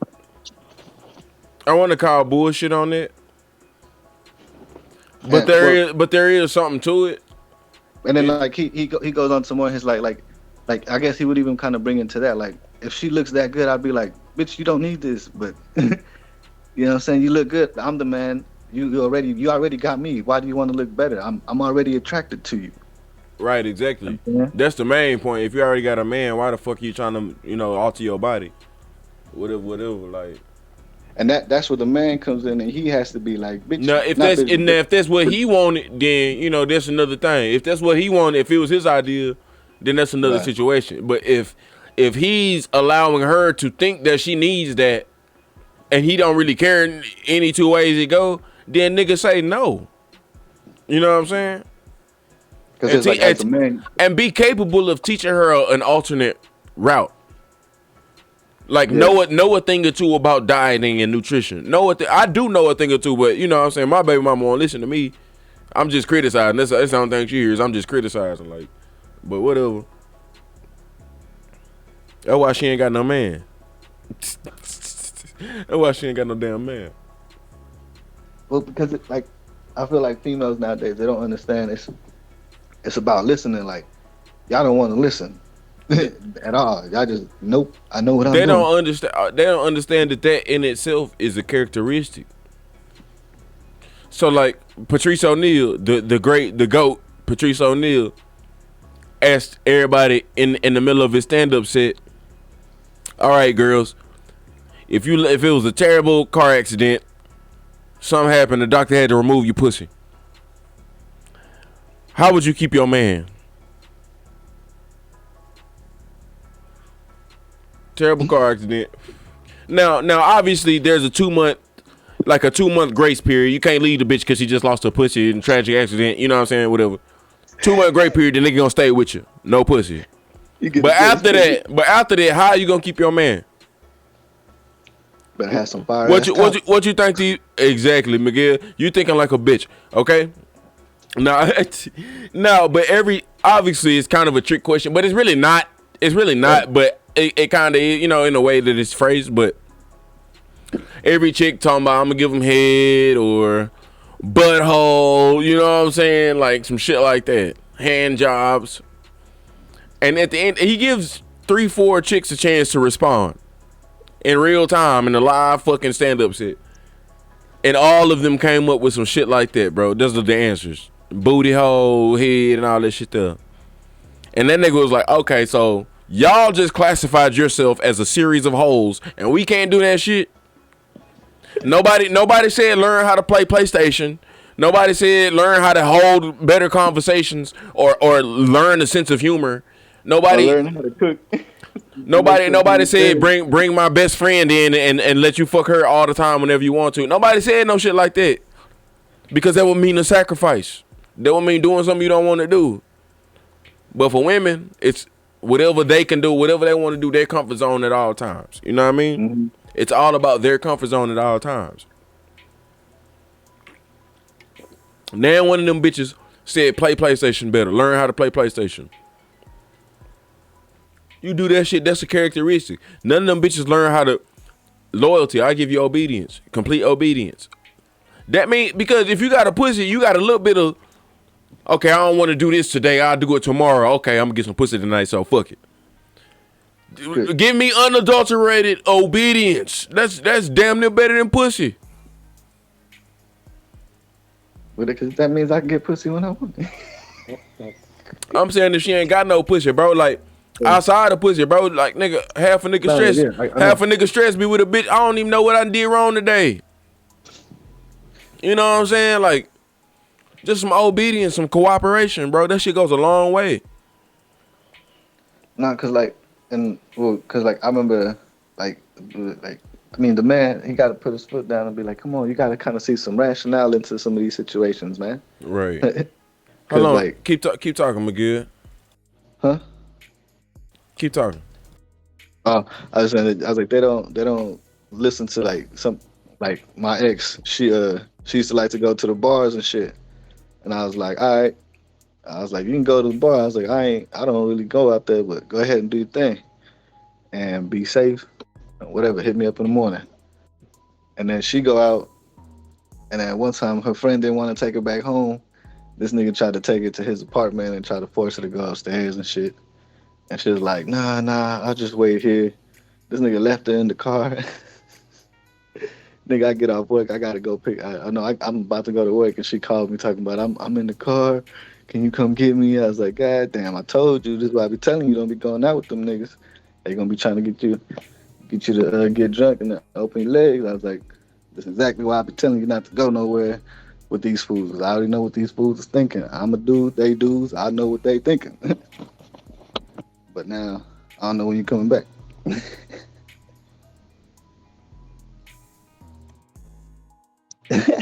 I already told the story. I forgot. There's nothing else. That was my point. She didn't want to listen while I kept telling her not to go out. These niggas. Because I already knew what these niggas. Huh?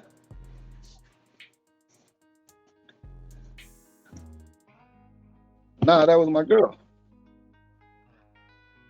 She went out with all her friends from high school. It was like dudes and chicks. Like they would just go downtown, go to the bars, and I was like, all right. I was like, who going? And she was like, so and so and so and so. I was like, man, you already know how I feel about them niggas because they always be trying to hit on you and shit. I was like, but y'all just be careful. Yeah, then that nigga. I know that's what I was like, shit, but that's my. Oh wait, let me cut my shit off. So let me cut my shit back on. You saying that she went out with some niggas that you know hit on her all the time? I'm like, nigga, stop, pause right there if you think some shit gonna go wrong. But let me look at it from my perspective. My perspective, I don't give a fuck. You know what I'm saying? Whoever hit on you, hit on you. I don't give a damn because I trust you. You know what I mean? I don't even want to say it on no like lovey-dovey bullshit ass look. Like I trust you, baby. You know what I'm saying? I'm just saying like. If you can pull my bitch, you can have that hoe. Yeah. You know what I'm saying? That's how I feel about it. If you can pull my bitch, you can have that bitch. Cause I know ain't now bitch I ever talked to had any desire for no other nigga. And now like I knew she wasn't gonna like at that time I knew she wasn't gonna do nothing with them. I was like, man, so I didn't care. I was like, go drink because I know I couldn't go to the bar. So I was like, just let me know what happens. Let me know you safe. And like I said, I told her. Like, let me finish my evaluation here because. Okay. Like I'm saying, that's my overall rhetoric. But then you talking about, man, like I feel some type of way about doing it because I ain't that type of nigga. Like having to have precautions to make sure my bitch don't get hollered at. But like, if I let her go, I can't have no problems with it.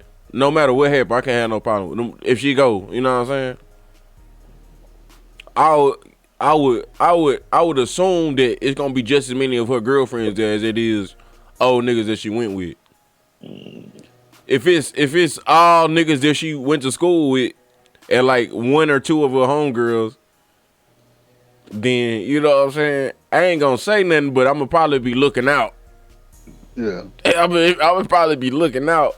And maybe not even because she gonna do something, but because them niggas might force, you know what I'm saying, some shit. Yeah. And if you know what I'm saying, I'm ready for all of them problems, nigga. I'll beat your ass. Like, what's up? That's good smoke right there, right?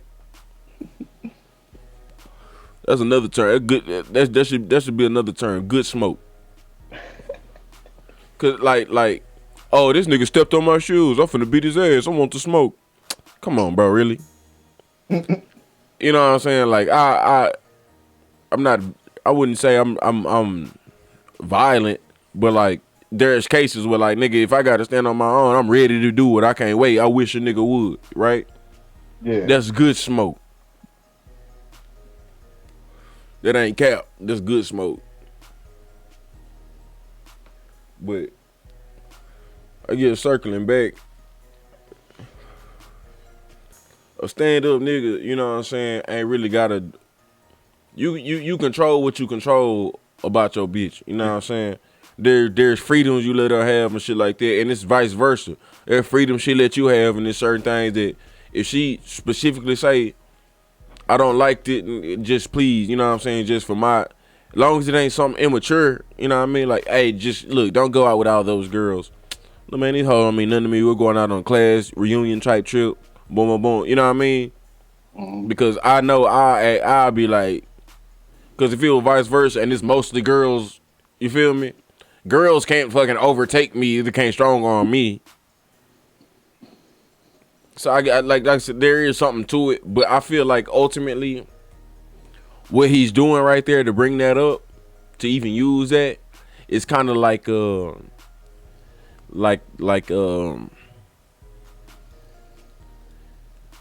can like our cops say, oh, I feared for my life. There's something you can. There's a bullshit reason. But it's a reason that you can't really combat against because it's like, okay, that's a reasonable thing. But you can, just like now how they use, man, mental illness. Man, I just couldn't really, you can't, it's a bullshit excuse, but at the same time, you can't really take nothing away from it because there's such a point in and of itself about it. Yeah. Like how Republicans, when Obama was running, how white people, well, I don't want to pay more taxes. Nigga, if you gave away $1 million, you would still be fucking fine. Like, so you really don't give a fuck about taxes. You just don't want to see a nigga up there. Like, that's what the fuck it is. So while he might have a point, it might be one of those type of points where, like, you're bringing up some bullshit, but, like, I can't really, you know what I'm saying? Like another one is when you want to leave work early or you late or something. Man, my kids, you know what I'm saying? Like, you know, a bitch that want to leave work early got to go pick up her kids, even though damn well she ain't gonna see her kid for like 3 hours after she leave this bitch. You know, I feel like it's one of those excuses. Like, yeah, I do need to know where my bitch at for her safety, but do you really? Nah, nigga, that's just a way to get your jealousy over on her. And well, not like with her, like I said, with that day, like he was trying to get her to go up to his apartment and shit, and she was like, no, I just want to go home. And so she waited in the car because this nigga got mad, and then like he went upstairs, and then he came back and was like, come on, just you can sleep on the couch. She was like, no, I'm gonna just wait here till my boyfriend gets out of work. But see, that's dumb. Take me to the motherfucking house. And I was like, nigga, I'm about to whip the nigga ass. How come he didn't take your ass home, this stupid ass nigga? Like, nah, first of all, nigga, off top. Okay, so if any precautions need to be made, why is this nigga driving you home? Why is this nigga your ride? You was there with like 5 of your bitches. Why is this nigga your ride? Fuck that. Like, so, I mean, if you know your bitch that dumb, you know what I'm saying, then you need to make sure this bitch got the right ride and shit like that. Like, that's come on, bro, that's a no-no. You gonna hop in the car with this nigga, he gonna take you home, get the fuck out of it, and then end up at his apartment. Hey, come on with that bullshit. Bitch, you know better than to do that shit from the get-go. That's what I'm saying. Like, well, I say I trust my bitch. Like, she not finna trust no nigga to take her home. Oh, I'm just slide by my house. Nigga, please. No, like, she really was that. I was like, you didn't think she was going. She was like, no, never. I was like, this dude been trying to holler at you this whole time we've been dating. I've been telling you. I was like, and you was mad at me when I was trying to tell you. He's like, nah, you jealous. I was like, I'm not jealous because you here with me and you going home with me at the end of the day. I was like, I was like, I'm telling you what I'm saying and you're not listening. You was with a bitch. See, you also got to recognize when a bitch inviting that shit too, though. The fact that she brought up jealous is because she wants you to be jealous, nigga. Bitches like that shit too, nigga. Bitches like that shit too, bro. Like, don't get the shit twisted, bro. The fact that she brought that up let me know she'll go so far with a nigga to see what you gonna do. Them bitches are dangerous. Like Megan, come on. All of you guys have little itty bitty dicks, and my boyfriend will kick your ass. Megan, come on! Like, come on! I'm not finna beat all these niggas ass for you, ho. You better, nigga, bitch, you better have a boxing degree. The fuck you talking about? Fuck all that shit. Bitch, I can handle one nigga. Pause. But yeah, I can. I can handle one nigga. Pause, nigga. He be watching that Math Hoffa? Huh? You be watching Math Hoffa? Yeah. You seen the Tony Ayo episode? You seen the whole thing? Yep.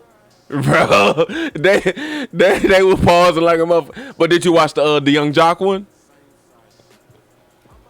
I seen clips of that one. I didn't see. You gotta watch the Young Jock. Young Jock was, cause you know I was giving Young Jock big ups, bro, cause that nigga really a lot smarter. You know what I mean? Than he get credit for. Nigga very very intelligent, bro. But on that nigga shit, they had to give that nigga a grace period. He's like, man, all right, Paul, bro, just give him a 10-minute grace period on the pauses and stuff, cause he was talking about how this teacher, he had a substitute teacher. It was this nigga that was swollen in the bitch. He talking about like nigga. He say, nigga, that nigga bust his shirt open. You can see the striations in this nigga chest and shit. That nigga say, in between the science classes is a little closet or whatever with the chemicals and all that shit in between the classes. And that nigga had told me to get out the class, whatever case might be. And Jock was like, so I had went in the closet and that nigga had came in there behind me. Pause, bro, pause. Them nigga went crazy. That nigga say, hey, yo, Jock, that was crazy, nigga. Bro, pause, bro. Hey, yo, that was crazy, nigga. He saying that nigga had came in. I went in the closet, and that nigga had came in there behind me. That nigga say, yo, that was crazy, bro. Pause, nigga. That nigga was talking about how he used to, Jock was talking about how he used to, drive like big old cranes, like $2 million cranes and shit. He was like, and Math Hoff was like, yo, the big ones, the big joints? And he's like, yo, pause, bro. Like, I like, damn, dog, you can't say shit around these niggas, bro. He's like, yo, the big joints? Pause, bro. You can't say shit around these niggas, bro. At a certain point, bro, that shit's silly, bro. I really hope they take that shit lightly like a game. Like, y'all really not trying to call niggas out for gay shit all the time. Like, because at a certain point, you make it gay. Yeah. The nigga was just talking about a crane. Like, you mean like a little 1-2 story crane, or like, oh, you mean like the big joints? Nigga, fuck, it's goddamn. I can't describe a crane. Fuck. The crane look too much like a penis, nigga. It look too much like a fucking Johnson. Nigga, why your head in the gutter, nigga? In the gutter, bro. In the closet. They be Get your head out the closet, nigga. They be doing that shit too much on that show. Yeah, nigga. It kind of takes away from the conversation at times, like, cause they do it so much. It be now. Some of them be like clever, like yo, the big joints, like, bro, they wasn't even gay. Like, you just brought it there just now. You just brought it there. He was trying to get a cheap pop. That shit crazy though, nigga. Yo, go ahead. I was gonna say the one where Yayo walked out that bitch. He walked out? Yeah. I seen the nigga walk off a little bit. I ain't seen him walk out all the way out there. I don't know. He kind of got upset and he's like, "Nah, we out. That nigga, oh yeah, I heard it. But mind you, when I be listening, I'll be like driving a forklift and shit like that. Yeah. So I have it like set up, but I don't be watching all the time. Nah, yeah, like it took him a while to leave. He's like, "Nah, get this shit off me, man. We out. We let's go." Matt Halper was kind of mad. And they were about to take it but down. they came back and Matt Hoffa, cause I remember when Matt Hoffa walked out and came back and it was like, niggas been fans of this shit for a long time, bro. You just keep brushing the shit off like you don't want to talk about game and shit like that, bro. Niggas, this is what this is about, bro. You know what I'm saying? Like, cause he kept kind of blowing off the game questions. Yeah, that's what he got mad about, was all the game shit. Yeah. You saw that was kind of early off in the thing. And he kept trying to bring it. Matt Hoffa kept trying to bring it back, and Yo just didn't want to. Yo smart. See, like, that's the difference between. That's why niggas ain't never have Vlad TV interviews. Cause like, when you try to ask a nigga some shit like that, niggas gonna respond like niggas. Damn, bro, I'm just trying to ask you, bro. But on Vlad TV, if a nigga declines to answer, Vlad gonna push a little bit, but Vlad ain't finna get rowdy with the nigga. It's just, you probably just won't see the interview. Like, he did an interview, did you watch Vlad on Math Alpha? Yeah. He was talking about he had an R. Kelly interview, but all R. Kelly wanted to talk about was the allegations and set the record straight. That's not the interview that Vlad wanted to have, you know what I'm saying? Because too many implications and too much liability going on right there. There's too much slander, you know what I mean? Ain't nothing proven that this nigga talking about. So, actually, the opposite is proven. So, that's not the interview you want to have. So, you'll never see that motherfucking interview come out. Mm-hmm. Which I totally understand, bro. This business, my nigga. This business. Vlad ain't did shit wrong, my nigga. He asking niggas questions. Look at Pee Wee Longway, nigga. Pee Wee Longway ain't answer nothing. Pee Wee Longway, if you take that interview as fact, Pee Wee Longway ain't no crip. That nigga ain't never sold no drugs. That nigga don't fuck around with no hood niggas. He don't sip no lean, smoke no weed, or drink alcohol on thing. That nigga denied everything, but you still gotta have more than a half decent interview out of that nigga, because the questions that had to be, you know, for music fans, he answered all of those questions about music. Street shit, that nigga denied everything. and didn't give too much detail on it to where you could hold him in court. I said I was over here at the gas station and I went, nope. He just said, nah. You know what I'm saying? Just very simple answers, bro. So that in and of itself, you can't fucking blame Vlad for shit, bro. That nigga is asking questions, and you a grown ass man. You gotta weigh out your clout versus your conviction. Your clout versus your conviction. Niggas be out there convicting themselves for clout. Nigga, fuck that shit. See, and Nelly Chopper, he was on that same boat until he actually met Vlad, and he was like, oh man, like. Chopper was talking about some dumb shit too. They still disagree about some things, because then they were talking about like some health, some medicine shit. I can cure AIDS. No, you can't, nigga. No, you can't. You disagree to disagree. But it was nice that they had that sit down. They talked to each other. I think it was face to face, or if it wasn't face to face, it was FaceTime to FaceTime. It was one of the only ones he's done face to face. One of the few he's done face to face. One of the few NLE did face to face. No, Vlad. He don't do many face to face. He do bullshit face to face. He do a bunch of them face to face. It's just, yeah, he do like it's certain people he do face to face all the time. If not, he'll let Sean Cotton or somebody else do it. Like Lunel be doing some of them. You know that bald headed. I heard a lot of times when Vlad was doing them at first, it was just like the computer or some shit like that. Yeah, he do a lot on FaceTime, but don't get it twisted. Like he like you would never tell though, because his editor cuts out all of the delays. Yeah. So you'll never be able to tell, and they got audio fixation on everything, so it sounds like the same audio no matter where he's there or not. But he never ever did FaceTime with Boosie on none of his shit ever. Like and there's certain people that he'll never do FaceTime with. And there's certain people that ask that I don't want to be on FaceTime. So it probably at this point it's probably half and half. But early on he did a lot of them, you know, straight face to face and shit like that.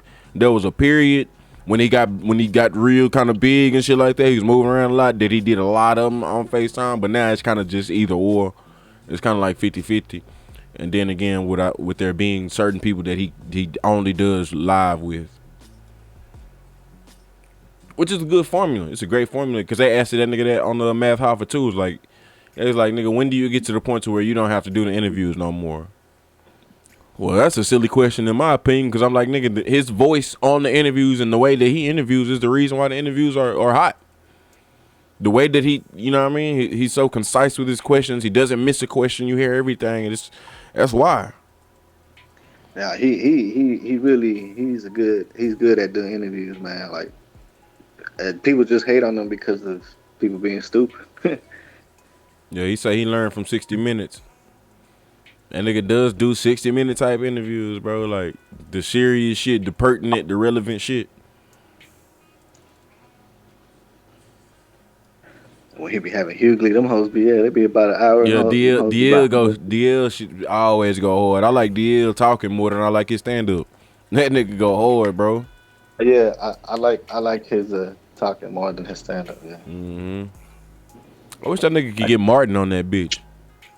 Just the way, cause I mean, mainly because his jokes. Not that his jokes aren't funny, but a lot of his shit is just like his thoughts, his things, his talking put into a joke format, pretty much. I mean, that's what stand up is, nigga. But it's just for me. It's just I don't like his delivery. His delivery just isn't my thing.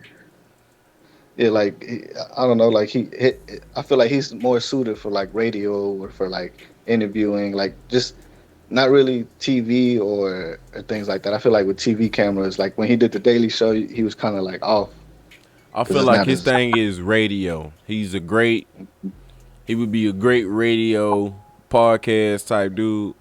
You know what I'm saying? But he does have his own radio. So. Yeah, I know, and that's why he's been successful at that shit for so many years. That's his main thing. Like Martin, for instance, I wouldn't, even though Martin's one of my favorite comics of all time, I don't really like his stand-up. I like his stand-up when he's coming off the top of the dome. I don't like his stand-up material all that well, because it's the delivery for me that I don't really like. But when it's coming off the dome and he doing like crowd work, he talking to the crowd and bullshitting, that should be funny than the bitch. When he got his own TV show, that shit's funny than the bitch. I think Martin in front of a camera is the funniest Martin. Whether it be a movie or a TV show, where he got the ability to ad lib, and go off the cuff, that's the funniest Martin, bro. That's the funniest nigga. But it's just crazy because I think that I rate him at the very best, as one of the very best at crowd work and off the cuff material. But his stand up material, I don't really, fuck with like that all the way. And then, cause I don't know, like Dale Hughley is like one of them, like he's just doing a crazy, not a crazy figure, but like he went from being a gangster to comedian to like being political, like being like politically knowledgeable. You know that nigga went from a comedian to being from a Def Jam comedy comedian to being somebody who had the ability to express his more serious thoughts. You know what I'm saying? You can't really get that nigga a gangster. You can't really get that nigga that. Nah, like he ran with Bloods and this shit. You didn't see it. He told you that, and we believe him. And I'm not saying he lied. I'm just saying we believe him. But you didn't do anything prominent in that sector to be like, you see what I'm saying? Like, I'm a gangster. I brought it from this to this. Whack 100 brought from gangster to whatever he is now. You see what I'm saying? Jeezy was brought from gangster to whatever he is now. Gucci Mane was brought from gangster to whatever he is now. You know what I'm saying? Ice Cube, Eazy-E was brought from gangster to whatever they is now. You feel me? D.L. Hughley, he might have done some of that shit, but he didn't. He didn't have no fame doing this shit, so it don't really matter. He wasn't no big gangster, but he was just someone in the gang. Someone just right. And we talking about back in 1979, nigga. Who the fuck? But I mean, that kind of I think that kind of makes sense why he's also political, because that's how those gangs was, right? I mean, they were more. I mean, he's just a smarter dude. Like I don't jump some niggas and whoop some ass in the name of a gang, but like it'll be crazy for me to just lead with that shit if I ever got famous. Like, oh yeah, I'm a Crip nigga. It'll seem like I'm trying to do too much. Like, you know what I'm saying? Like even if I had one appearance and I had on a blue flag and they asked me one question about it, they'll be like, damn, that nigga Sean trying to be super gangster now. If it just took up a 10% portion of an interview that I did, it'll be too much. So like, I imagine that nigga gangster on the same level as me as far as gang banging go. Like, I went in and out of jail behind that shit. I robbed some niggas. I won't say robbed some niggas. Stole some shit from some people. I ain't barrel down nobody like that, bro. I ain't done no crazy shit like that. But stole, broke into houses. Fucking, of course you sell drugs. Everybody sell drugs. Jump people. Fight. That's about the gist of it. Throw that shit at parties and shit. But like, it's kind of similar to what every teenager do. You know what I mean? It's just I can't take that right there alone and just be like, man, this is what it might be my whole life, nigga. Hoover Crip, nigga. This my main thing, nigga. Nah. You know what I'm saying? Like, nigga, I've been playing drums at church. I've been in the band, nigga. I got a lot of parts about me, bro. So I can't just lead with that shit, bro. And I feel like anybody that would lead, and not that DL is leading with that. I'm just saying how it looks to me. Right. Why even fucking mention it? It's easy for niggas to do that shit. Like, once they get, man, bro, I'm from the hood. I seen nigga get shot. I could say that shit too. Man, the way I was going, bro, I could have been dead, bro. The nigga would have shot me. I could say that shit too. That's so dramatic. But I feel like, at least for me, like I've watched D.L. Hughley since he was on BET and shit, and he's never brought that up. Like it came up randomly, and his like, right, exactly. That's what because it became kind of a trend to be like, bro, where I was going, I could have been dead and gone. I could have been shot. I was on that path. Like, it became kind of a thing to do that. Like, again, we talk about one of them same things. Like Andrew Tate, I need to know where you at for your safety, even though it's really my jealousy. You bringing up something that like somebody really can't say against you, because like that's a good point you bringing up. But at the same time, you is kind of using it for some type of ulterior motive. Like, yeah, I could have been dead and gone, but you saying it to try to be above the gangster shit, but at the same time, it's giving you some gangster credit. You see what I'm saying? Like, you got to be aware of these things. You got to be aware of these things. It's the same thing. Okay, so getting back to Boosie.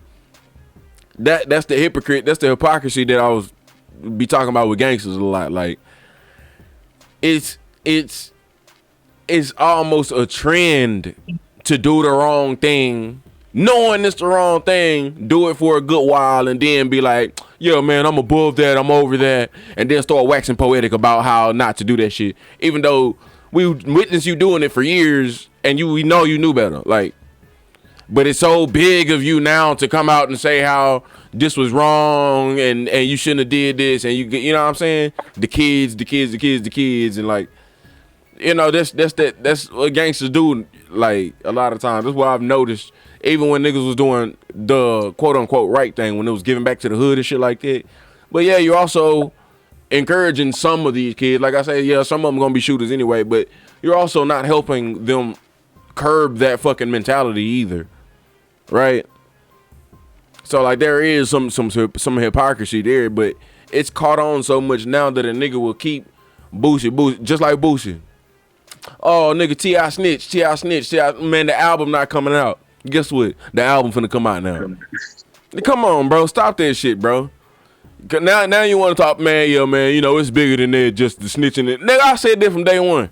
Why can't you read my comment, ho? But why is it okay with T.I., but still, you know, Birdman brothers still get the ringer for...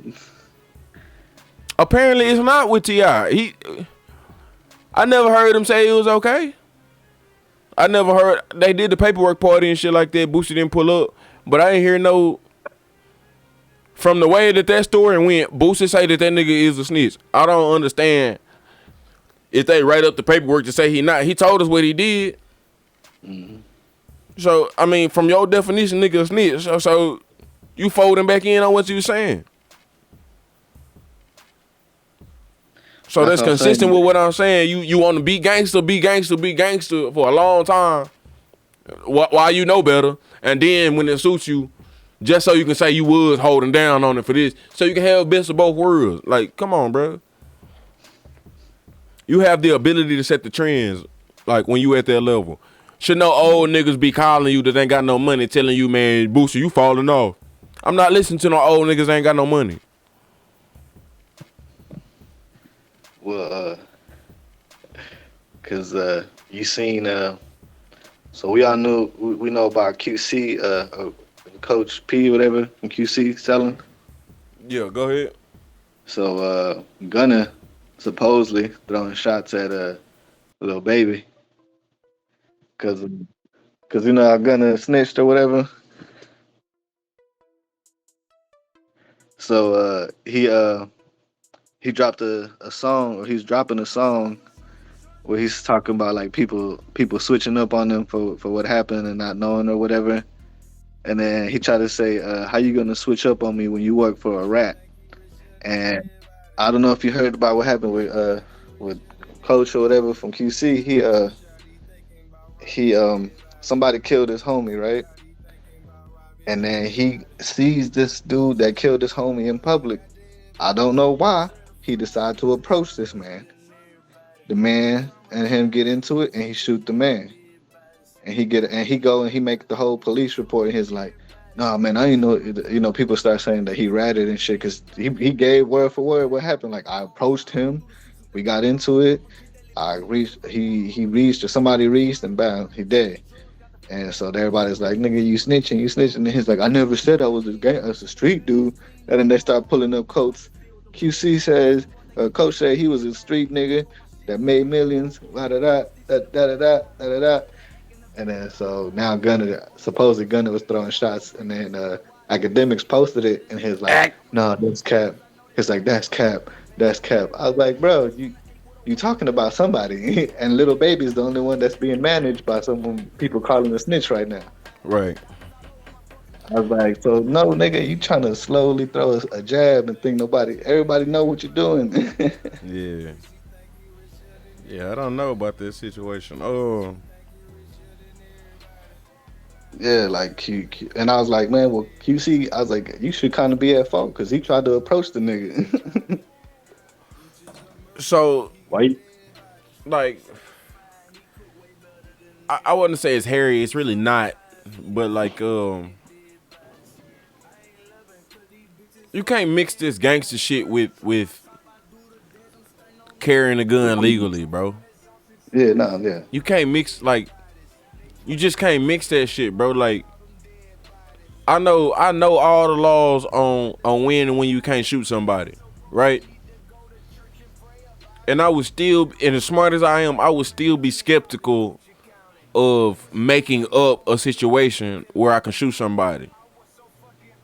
Like invite a nigga in my house for the first time, make sure ain't no cameras around, and then everybody know I got beef with this nigga, so I shoot that nigga in my house. I'm like, man, this nigga ain't had no business in my house. Everybody know this nigga, I don't fuck with this nigga. You know what I'm saying? Like, I would still be skeptical of doing some shit like that, because you just can't mix the two, bro. You can shoot somebody legally and you get the wrong prosecutor and they still try to pin your ass, to a murder. That's what I'm saying. Like, Q was kind of wrong on that because you went and approached somebody. Like, nigga, that's not you're not the police. Right. That's not your. And see, like, even in that situation, if I don't like you, I can approach you, right? Start talking some shit. And if you put your hands on me first, I'm gonna shoot you. Right?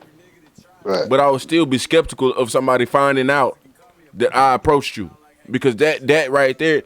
Now I can still get away with it, given the right prosecutor, given the right jury. I can still get away with it.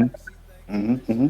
And depending on the situation, because like let's say it was some shit like a dude approach another dude because dude number 2 touched his daughter or was texting his daughter. I just wanted to come talk to him. So I approached him because I ain't expected to get physically violent, but I carry my pistol everywhere. You know what I'm saying? Mm-hmm.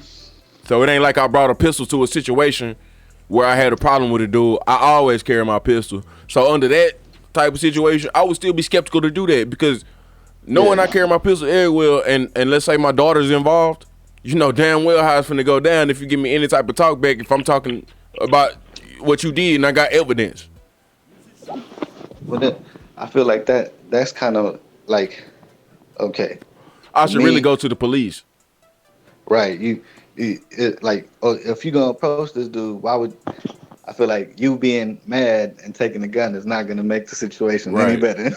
Right, but see, like what I'm trying to get at is like, if I can do it and shoot you legally and like provoke, like how cops do, provoke you into a situation, you know what I'm saying? I would still be skeptical to do it.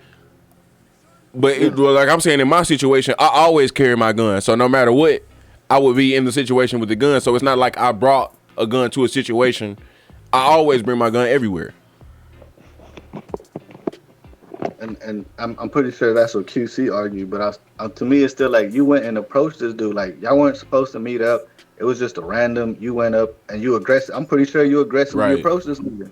Right. See, I wouldn't be willing to gamble that everybody would see it my way, that I had any reason to come in contact with this dude. I think likely if I'm on the jury and being objective, I would say that nigga's wrong, because you know damn well how that shit can end, bro.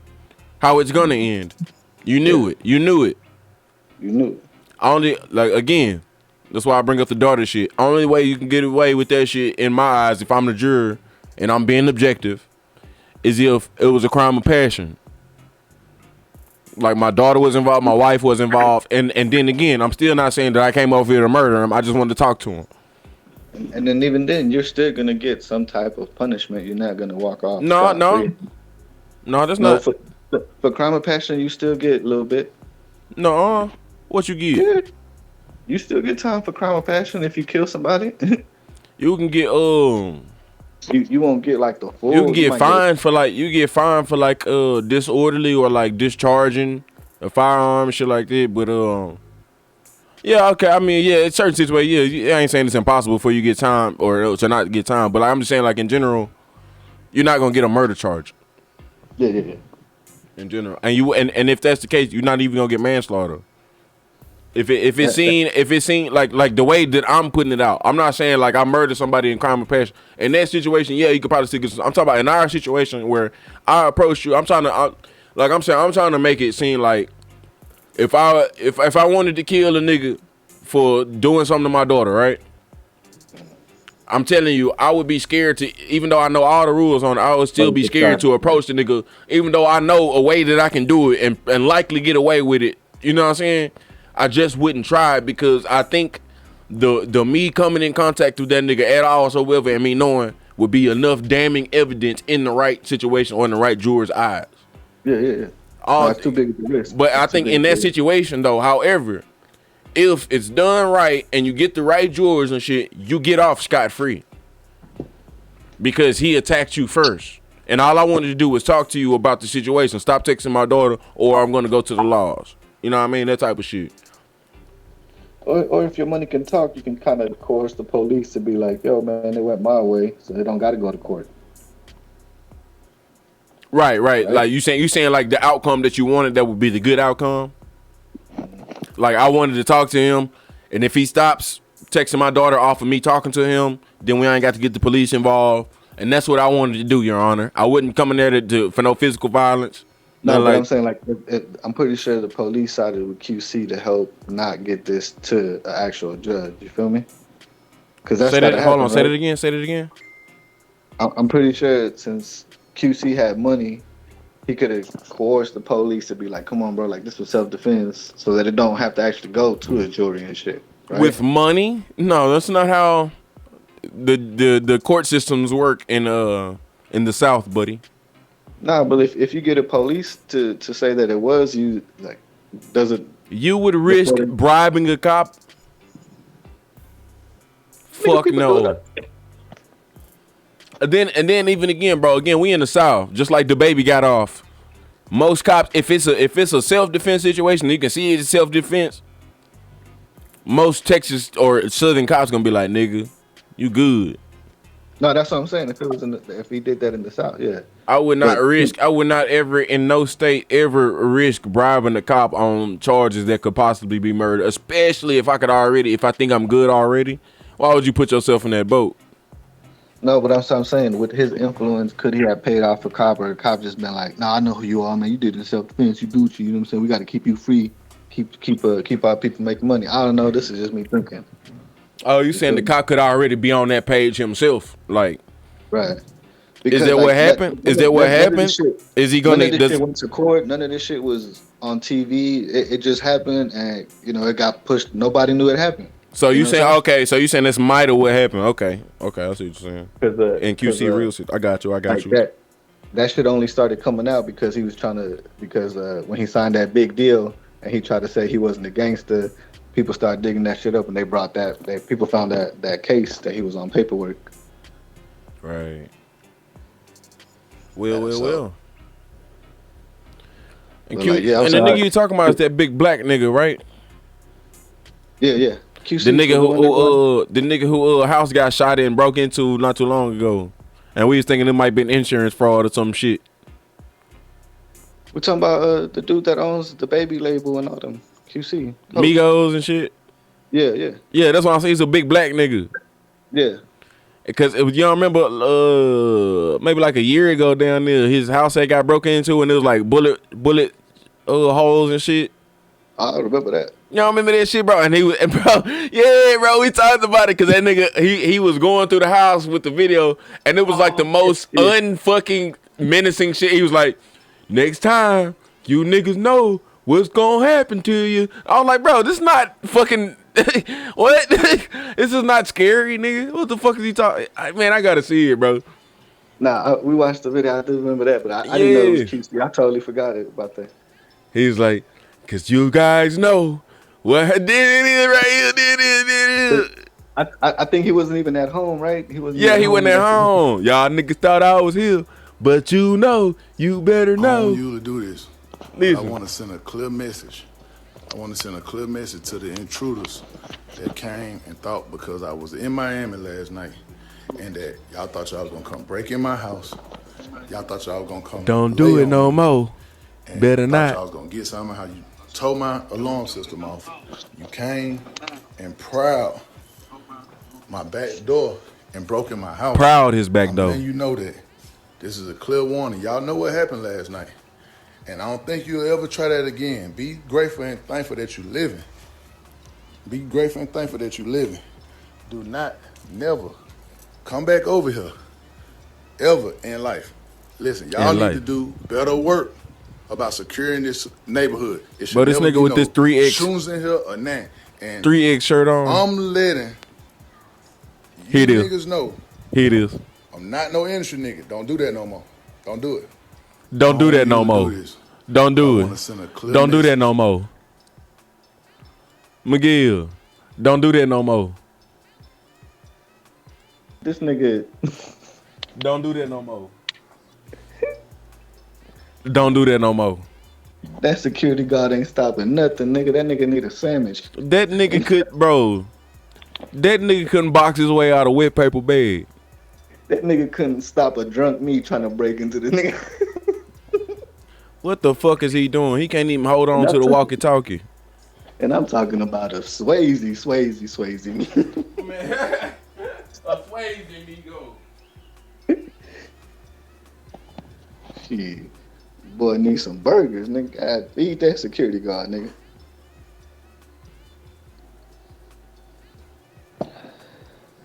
That brings a whole new meaning to we gotta beef up security. No, we just mean this one security dude. He needs to beef the fuck up. Whole new meaning to we gotta beef up security around here. How you want this nigga to protect your house? This nigga can't even hold up his shirt, his walkie-talkie. This nigga can't hold up his shoulders. This nigga needs a sandwich. The nigga probably passed out from being exhausted from not eating. That's why they broke into your Man, I'm telling you. Yo, that nigga, shit you better feed the security guard for somebody feed him. For real, man. Somebody gonna feed him and they ain't gonna need none of them guns to break in your house. Them niggas gonna walk smooth in that bitch. Yayo been dropping some joints. You been listening to him? Nah, I heard he was gonna drop some shit when he was on Vlad. He been dropping some shit over the last year or so, nigga.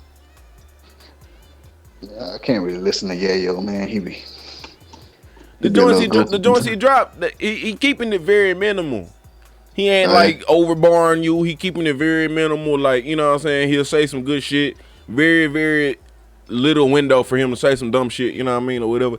Cause like I said, I gave Yayo a whole new chance when I seen how fucked up he was about him being on the worst rapper list. He was really upset. I'm like, Yayo, bro, what? But I had to go back and think about it. I was like, man, because he had that aura on him, like that title put on him that he's like one of the worst rappers. That I never gave him credit for the verses that he did do well on. You know what I mean? He did good on a lot of verses. Like he's good for on right songs. Like he's good if he don't really say nothing and he just in the back being a hype man. Like there's certain songs. Well, yeah, he can be the hype man on anything. But I'm just saying, like that nigga had on that So Seductive, he ate that bitch, and on that I Know You Don't Love Me, he ate them hoes, bro. Like classic verses, ate them every word. He really on that hoe, bro. Nobody gave him credit for that shit because he done said some other shit that was kind of like, man, that shit was whack. He done ruined some songs, but like nobody gives him credit for the ones he really ate though. Like that nigga ate some songs up, my nigga. Yeah. Nah, yeah, it made me look at him different when I saw how hurt he was about being on that list. I had to go back and listen, bro. And then, cause he was like, I be thinking about. I'll be like, damn, nah, man, I gotta go. I gotta give him a better second shot. Like, nah. But yeah, then when I started thinking, I was like, man, especially when he was on them G Unit songs, I was like, a lot of the times, if he had his nice little pocket, he played his little spot. Nice, he did, bro. He played his role a lot of times, bro. Yeah, Yayo got to get. I ain't gonna put him in the top 50 or nothing like that. I'm just saying he can be at the bottom of the worst rapper list. It can be it's a plenty other niggas these days, bro. I can name 50 niggas. I really can't, but just because I don't know them, you know what I'm saying? I know there's 50 niggas this way. Lil Pump. Come on, bro. Lil Xan X boy. Come on, man. There's a plenty of them niggas, bro. It's a lot of them. Designer. Yeah, definitely. Yeah. Fetty Wap, nigga. Fetty Wap, not yup. He just a French Montana. But that's why I got mad when Rick Ross tried to say, "Man, me and French Montana, we do," and so best at spitting off the dome. I was like, and really, Rick Ross a good example. Yayo on the same level as Rick Ross. Yayo might be better than Rick Ross. Yeah, I said it. Yayo might be bar for bar. Yayo height of bars he got bars that go harder than Rick Ross ain't got no bars, nigga. He just giving you a vibe. He just giving you a very even. He don't fuck up nothing though. He don't fuck up nothing. The worst he'll fuck up something is bringing up chicken too many times. But I feel like his beats always be so easy to it. They just be so easy to just right. It's mostly melodic, beautiful music. So all he got to do is go in there and not fuck it up. That's it. That's it. Just go in there and don't fuck it up, Ross. So he got and you know you got to give him credit for that too, for knowing good music. You know what I mean? He had Justice League and all, so you got to give him credit, rap credit for doing that. But at the same time, if we just gonna go bar for bar, you on Tony Yayo level, my nigga. Yeah, Tony Yayo has on way more trash verses than Rick Ross, but Rick Ross has never had a spectacular verse necessarily. And like all of Rick Ross's good songs always had the bomb ass producer, like a bomb, bro. I'm telling you, give Cassidy all of Rick Ross tracks.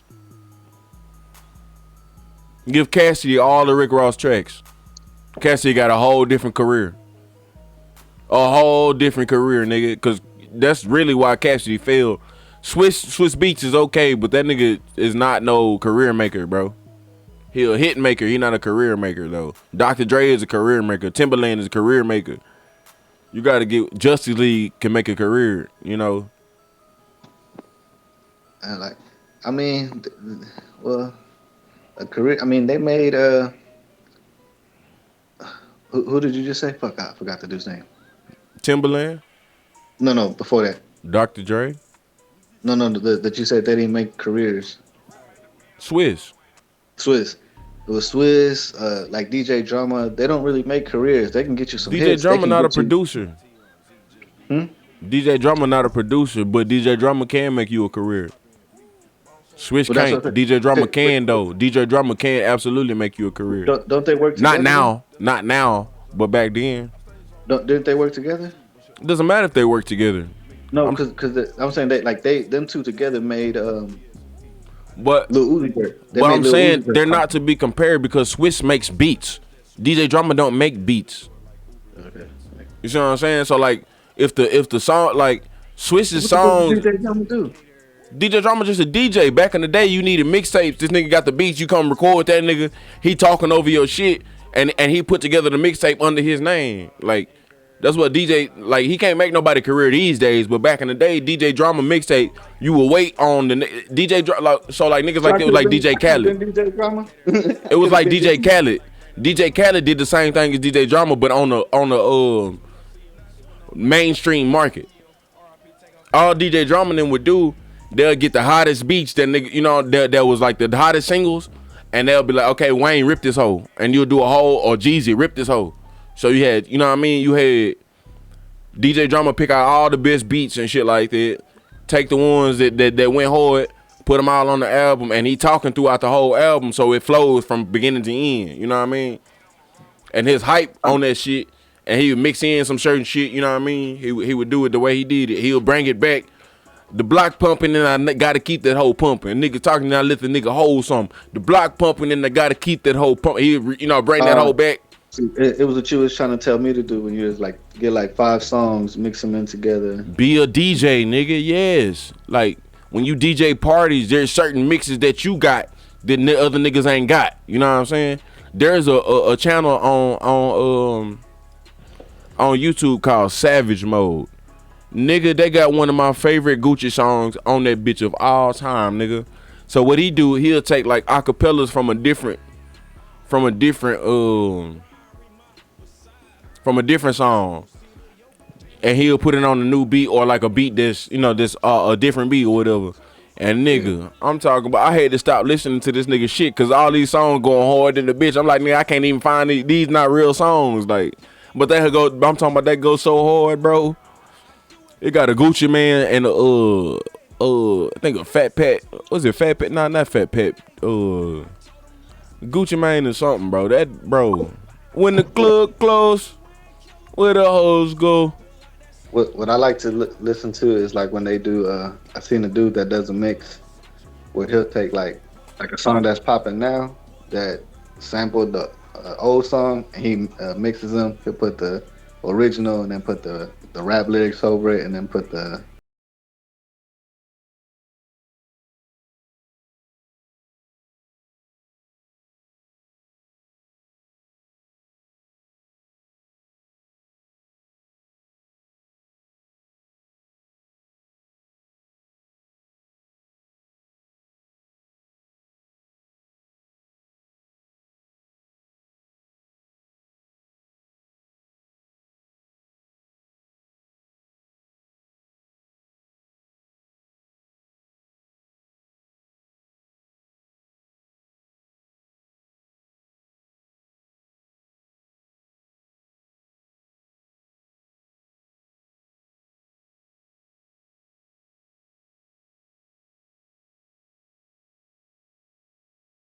Yeah, but he put Project Pat on that bitch, and that's not how the song actually is. That I think so, anyways. But I was like, bro, there's so many fucking hits on that motherfucker, and a lot of them hoes just mixed up. That shit go hard though, nigga. But yeah, nigga, you can do the same shit. Nigga, you can find some acapella verses, some acapella beats. You can put some MuZiSeAN beats on them hoes, nigga. You really need to write though. I just be having a hard time with finding the BPMs, and that's the hardest shit for me to do. Sometimes you ain't gonna have that shit. Sometimes you won't have that shit, bro. But yeah, I need to get back to that. Nah, for real, bro. I'm telling you, I've been trying to find somebody to work with for a minute.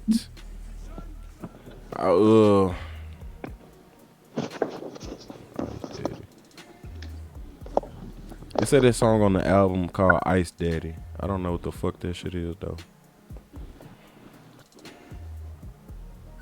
What song called Ice Daddy? Ice Daddy.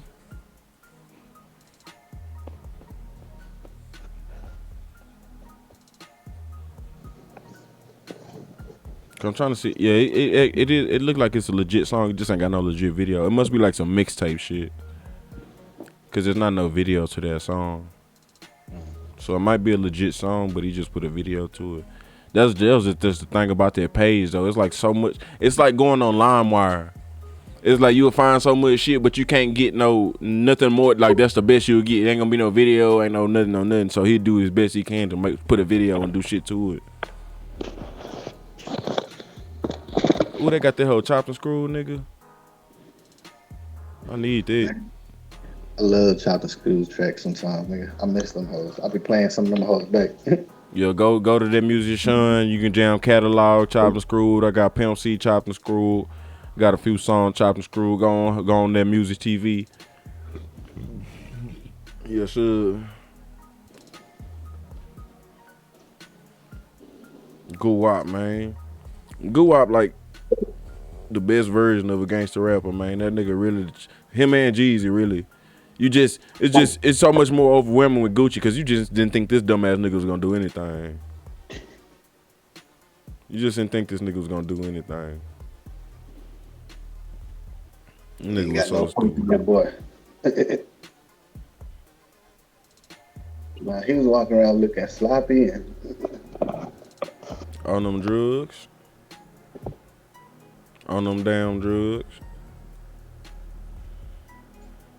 And what them drugs do to you, Miguel?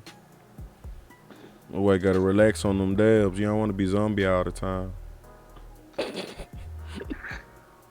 nah, man, yeah. I ended up realizing that shit once when I realized I ain't dabbed in a long time, and then it's been a long time since I even did the dab. I got a free dab off of one of the homies, and he was like, "Hey man, you want to try that?" I was like, "All right, let's go." I was like, "Man, I ain't really done a dab in a minute though." Man, I hit that shit. I was like, "Holy shit!" I was like, "Oh my god, my tolerance is gone, nigga." I'm sitting in the car like, That's what that nigga Be Real. That nigga Be Real from Cypress Hill was talking about this shit. He's like, man, I only do dabs like once or twice a week just so I can keep up with the niggas who are around me. Just in case somebody asks me to do a dab, I won't be like brand new to the shit and be coughing my eyeballs out and shit. Like it wasn't that I didn't cough my eyeballs out, bro. It's just it hit me so hard. I was like, oh my goodness. I mean, yeah, that's just the first thing, cough your eyeballs out. The high after that shit is nigga mesmerizing, to say the least. Nah, yeah, I was like, nigga, I had a good ride home, nigga. After I left, I was like, nigga, nigga, jigga. I bought one of these hoes. I bought a cake from the gas station, nigga. A little 2.9%, cause that hoe still legal. That hoe still legal. It's under 3%, nigga, or under point whatever the shit is. I caught one of them hoes not too long ago. Yeah, nigga, I caught this. I say, nigga, what's up, man? Let's see what the hell talking about, man. No less than 0.3. Let's see what it's talking about, man. It'll be good for work. It's like for me it was good because I was like I was so used to dabbing all that shit. It kind of helped me wing back out of that hoe, nigga. Yeah. Nigga, I didn't realize how bad I was dabbing, nigga. I was like, dude, this shit. Even though I told your bitch ass. Nah, but like once you stop doing it and then you do it again, you realize like, oh my god, dude, how was I? That's how weed is, nigga. That's how regular weed is, nigga. You stop smoking weed for 2 days and you can be high as fuck off a blunt. So now I was like, nigga, how am I feeling? How was I doing 10 of these a day? Tolerance, nigga. This is a scene. I'm asking you to step back. Nah, one got me good for a whole good week, nigga. Fuck that. I was like, I don't want nothing else but my carts after that shit, nigga. No, it's the same concept that I explained to you with IPAs versus fucking Budweiser, nigga. I'm trying to drink all night. I want to keep pounding these. The fun is that I get to keep drinking these hoes. If I drink one that's so strong that I can only drink one, it's not fun. It's not fun. I want to keep doing it. I want to smoke all night, nigga. I want to smoke again later. Nigga, you smoking enough for like the whole day. And then just the money, alone, nigga. You may have it, but nigga, just think about how much you could be saving. Fuck that. I was like, nigga, you smoking enough for the whole team, and it's just you in there. Nigga, you smoking enough to drive a BMW, nigga. And you don't drive a BMW. That's crazy, bro. Your car is nice, but just the principle of knowing that you smoke enough to be paying a BMW car note, nigga. Fuck that. Couple more $100, nigga, you got a luxury car. A couple more $100 a month, you got a luxury car. Fuck that.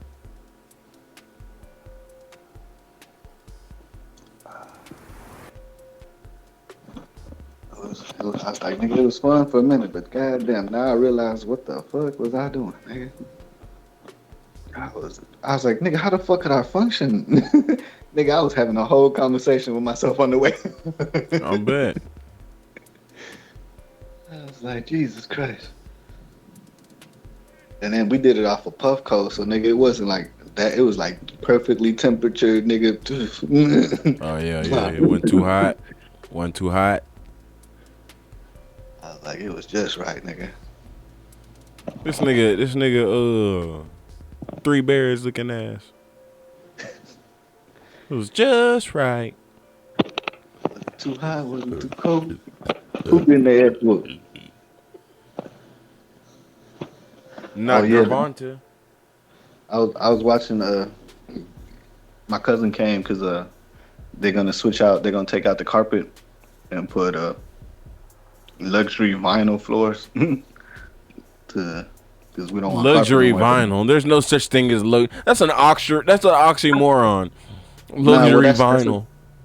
That's what they call the floor because it's supposed to be more water. I know, of course they call it luxury. It's fucking vinyl though. Fuck out of here. That's a substitute. And so my cousin came and he was gonna measure shit, and I was like, man, I was just up here waiting for him. I was like, man, I'm gonna just throw on some fights. Nigga, we probably watched like 4 fights. It's like, damn, nigga, I didn't even, like, we were just chilling, talking. We watched the fights. We watched like 2 Tank Davis fights. We watched a couple other Charlo fight. Jamel or Jamal? You don't know. The tall one. Jamal Tall. The one that only got one title. Jamal Tall. The tall one only got one, right? Yes, Jamal Tall. Yeah. But it's because his competition way higher and where he at 157 or 160, wherever he at. He laid out. I think it was a Hispanic dude. It was a Hispanic dude. He stopped him with a body shot. Hit that fool in the gut. Yeah, I know what you're talking about. Yep. And sued something. The nigga took a knee. He like, no. I know what fight you talking about too. And he landed that whole flush, nigga. You see that whole glove just hit that nigga gut. And the nigga take a step back and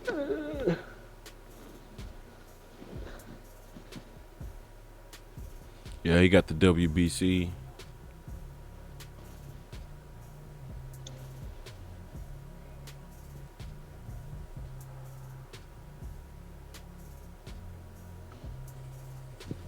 He got Triple G. But that'll be nice to see him fight Triple G.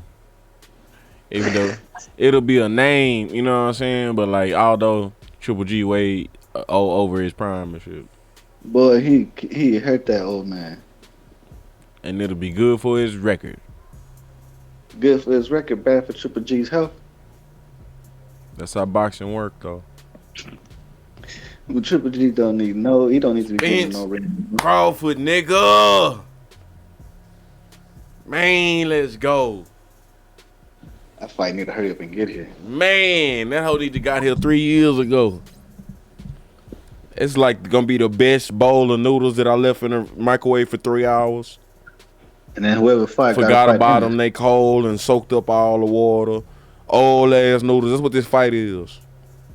And whoever win got to fight in this now.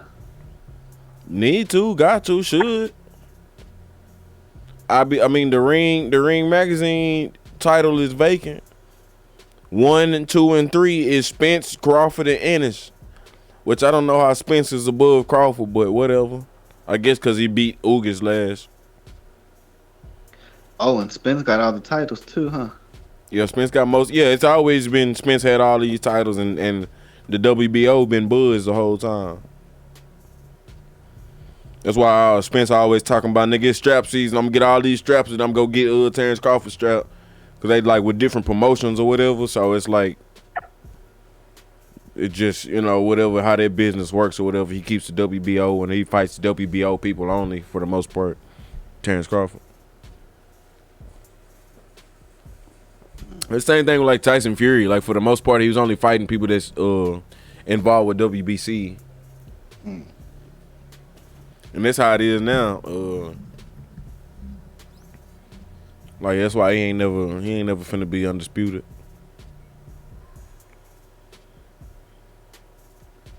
Who got the other title? And don't nobody even give a fuck about who got the other titles anyways. He gonna finally fight Usyk. Oh, Fury? Yeah. But he finna fuck Usyk up though, nigga. Man, heavyweight division weak than a bitch. Tyson Fury, Usyk's the only one that got some questions. And I still say them questions not big enough because Usyk too small for that nigga, bro. Fucking Joshua is too unskilled for that nigga. Ruiz only had that one night.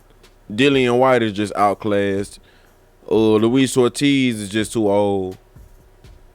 Not that he would have done anything anyways, but Luis Ortiz is the biggest and most skilled boxer that could really fuck with Tyson Fury. But and he old as fuck too. But he's just too old. Like he might have fought that nigga already. I'm not sure. But I just know they did. I'm not but sure I just know he just too old. Like he ain't gonna do nothing. But I mean, he's still good to watch. Shit. Provided the right opponent. Yeah. Matter of fact, I would see him. I would see him versus Anthony Joshua, but it's only because Anthony Joshua has been proven to. He's showing his real colors, how trashy he actually is. He been exposed. He been exposed, nigga. Yeah, I don't think Ortiz could go with Wilder again. Yeah. Wilder knocked his ass out twice. Oh, that's right, he did. Yeah, Wilder already dropped that ass twice. And both times Ortiz was putting up a good fight. One time more so than the other, but I think the first time Ortiz really was winning like bad, like winning, whooping that nigga ass. And then you just all it takes is one with that boy Wilder.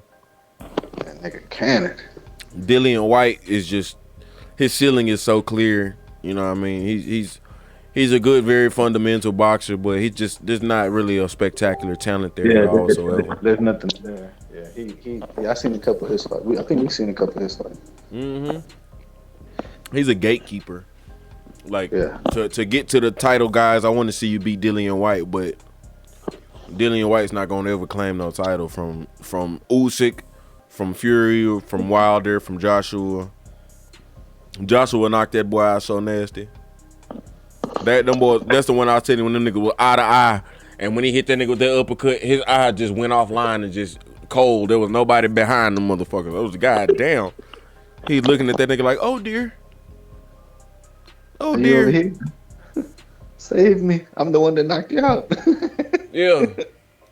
Oh my God. It's like, help, I'm drowning.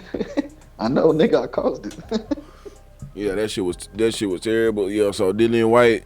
Matter of fact, that would be a good rematch because Dillian White done learned a lot since that fight. But Anthony Joshua cannot fuck with nobody in the top 3 no more. He's done. He's done. In fact, I would like to see that nigga fight Andy Ruiz for a 3rd time.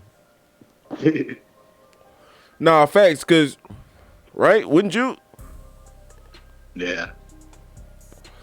Andy Ruiz got decisively beat the 2nd time, but the first time he decisively beat Joshua. You gotta have that rubber match. They gotta have a 3rd one. And the 2nd one, Andy Ruiz clearly did not take his workout seriously, and that nigga came in 30 pounds overweight. That nigga couldn't even bend at the waist, he was so fat. He's somebody you gotta get him focused. I think what it was is, bro, Anthony Joshua was so hyped, bro. So him going in and beating Anthony Joshua as with the whole stigma of him being too fat and all that there, him going in and doing that shit made his mind like, oh man, I can beat this nigga in my sleep. You should never think that way in boxing or in fighting in general, no matter who the fuck you fighting. And that's exactly what happened to him. So he doubled down on the fatness and got fatter. He shouldn't have done that. He was slower. He couldn't bend at the waist and get out the way of punches. His cardio took a big hit. Everything just took a big hit. His lateral movement took a big hit. Everything was slower. You was as big as you could have been, bro. He leaned into how easy it was to beat that nigga the first time. And he shouldn't have. So a 3rd one, with those lessons being learned, a 3rd fight would be a good fight. On paper. Well, because he lost to Joshua, and who else did he lose to? Yeah, he did lose another one, huh? Let's see. Did he lose to Wilder? He didn't fight Wilder.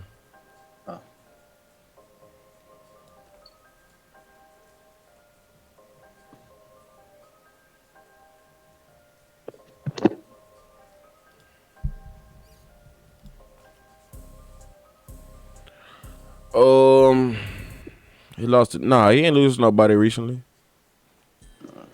Nah. They're on these are question marks. Oh, he lost to Joseph Parker. Yeah, that's some old shit. Yeah, so he hadn't lost since he lost to Joshua, so he should be good. He should be good in good position, and he beat Luis Ortiz. Yeah, I remember that. He beat Luis Ortiz.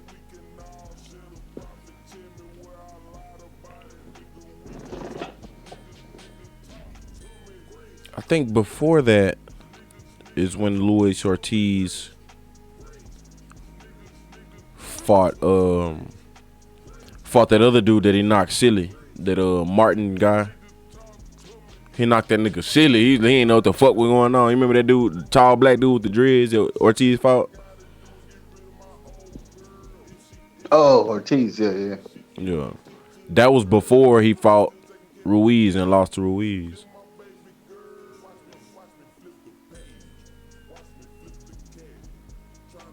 Charles Martin right here. Yeah, Charles Martin, yeah. And then he fought Ruiz after. Because I was still in Austin when he fought Charles Martin. Or no, I wouldn't. Was I? No, I wouldn't. That's January 2022. Seemed like I... No, I saw this one here at the house, yeah. Yeah, okay. So we must have been already separate ways. Journey. Why Yeah. he look like that? That boy look... I know that's a terrible picture, bro. That nigga looks worried. He look like somebody about to tell his mama he just got arrested or something. Yeah, for real. That nigga in trouble. How old is he? He's 44, bro. Yeah, he's done. He's done, bro. He's done. Yeah. Ruiz not done, though. Ruiz 33. He still got some fights. The way he been fighting, man, he got one more fight left in him, man. He got one more. Ortiz? Yeah. It would have to be against the right opponent, and then it would have to be like, for what, though? For what? Yeah. Just a paycheck. It would have to be like some... Only reason it would make sense if it was like some gatekeeper type shit. Like, it'd have to be a big fight.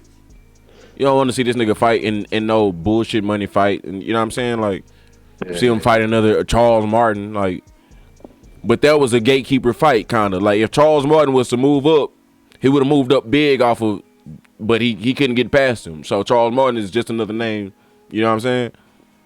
Yeah. So, like, if I want to see Ortiz fight again, I want to see him fight Big Baby Anderson. Remember my guy with the other nigga that wear furry shit? Mm-hmm. I want to see my guy, the young dude, Big Baby Anderson, fight him. Because that'll be a good gatekeeper fight right there. And it'd be nice money because it's an up-and-coming dude, somebody people want to see. Somebody, you know what I'm saying? People should want to see anyways. It'd be a nice 14-0, 14-0, all knockouts, I believe. Oh, yeah, that'd be... The only thing is... Yep, all knockouts. What? That kind of be like trying to throw him into the slaughter. That dude might be too young. Nah, bro, he been knocking... He's had 14 fights and knocked out everybody. And knocked out everybody. He too young. He knocking out people. He might hurt. So he ain't had the long experience. I see what you're saying. But that's what I'm saying. That's why he needs that long experience. He's not gonna get it fighting against these dudes who are on his or on paper on his level, but are not experienced. You know what I'm saying? On paper, Luis Ortiz has digressed to his level, but he still has the experience to draw the fight out. Right, but I feel like if I was Ortiz's manager, I wouldn't want to throw him into that kind of wolf. That's a young wolf right there, man. Oh, so you think it'd be bad for Ortiz? Right. Yeah, but that's what I'm saying though. That's what I'm saying. Would it be? Ortiz has the skill to stay away from that nigga a lot of times, and hey, if you get dropped, you know what I'm saying? It is what it is, and with your experience, you likely won't get dropped. You just, even if you do get stopped, it won't be no ice cold, you know what I'm saying? Because he knows how to protect himself a lot better than most guys. So even if it is a stoppage, it'll be an accumulation of punches, you know, some shit like that. Old dude just couldn't take too much. It wouldn't be no ice cold knockout, bro. If Jared Anderson fought Luis Ortiz, I feel like he still got enough of that. Now, if it does go that way, again, at least it was worth something because Jared Anderson is gonna be something. Yeah, I get. Okay, yeah. Now, if you get knocked out by a nigga who ain't gonna be nothing, it's like, now, why did you do that? You should have retired. But see, that comes to somebody that, like, Ortiz has to have love for the sport. He does. Cause I feel like that's kind of like wrestling when they be like, nigga, I got to put this dude over. Cause I'm about to be out the game. This got to make the next star for the game. Yeah, I mean, he doesn't have to necessarily have that mindset. I'm just saying, if you're gonna fight and go down hard, let it be for something. Let it be for somebody who it don't have to be on your mind like that. But I'm just not finna participate in no fight with nobody who's gonna go on to fight another nobody after me. I want to be the stepping stone. If you can get past me, then fine. But if not, I'm gonna stunt your career right here. You know what I'm saying? At least it was worth something. or maybe not stunt because it's still early on in his career, but teach you a good lesson that's going. Well, stunt doesn't mean stop. Stunt just means slow your growth down. You know what I'm saying? Yeah. And that's exactly what it will do. Any loss will do that to anybody. But being beat by somebody like that, it's going to be like the narrative will be, well, maybe he's just not on that level. You know, if he gets beat by nobody and gets beat bad by nobody, it'll be like, oh, it's just a random night, you know, and then he'll still have some. But when you make it a name versus somebody that's coming up, then no matter what happens, it's gonna be another story point in that nigga's career, no matter if it's good or bad. Like people are gonna remember it more. And I think, bro, I want to see Luis Ortiz versus Jared Anderson for Luis Ortiz last motherfucking go. That's it. Cause I don't want to see 14-0, bro. I don't want to see this nigga fight nobody else that they ain't got no business in. And it ain't like they been giving this nigga scrubs, bro. The last two niggas was 19-0 and 18-0. But it's time for him to move up, cause. And it's early. It's still early, but nigga, the heavyweight division is lacking. Well, yeah, that's what I'm saying. It's time for him to move up, cause like the heavyweight division needs some what's it called? They need a roster. So they need some bodies. They need some Tell me why Errol Spence can win. Errol Spence. Who you think gonna win? I just forgot who he's fighting. Nigga. We was talking about something else. I lost now. I know, and we talking about heavyweights, but I'm taking it back to the main fight that's gonna happen. Who you think Errol Spence fighting, nigga? Crawford, right? Yes, nigga. Who gonna win? Man, I'm gonna be honest. I ain't really seen none of their fights except the fights I seen with you. God damn. That's what I was trying to catch up when my cousin came over. You know they both fought Sean Porter. Oh, that they showed did, right? One of them made him. One of them was his last fight, right? Huh?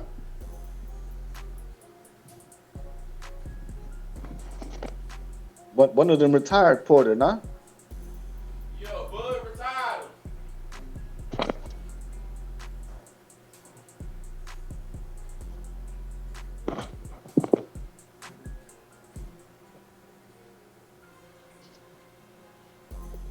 And you ain't never watched Errol Spence fight? I only seen the one fight that I saw with you, but I don't remember who he fought.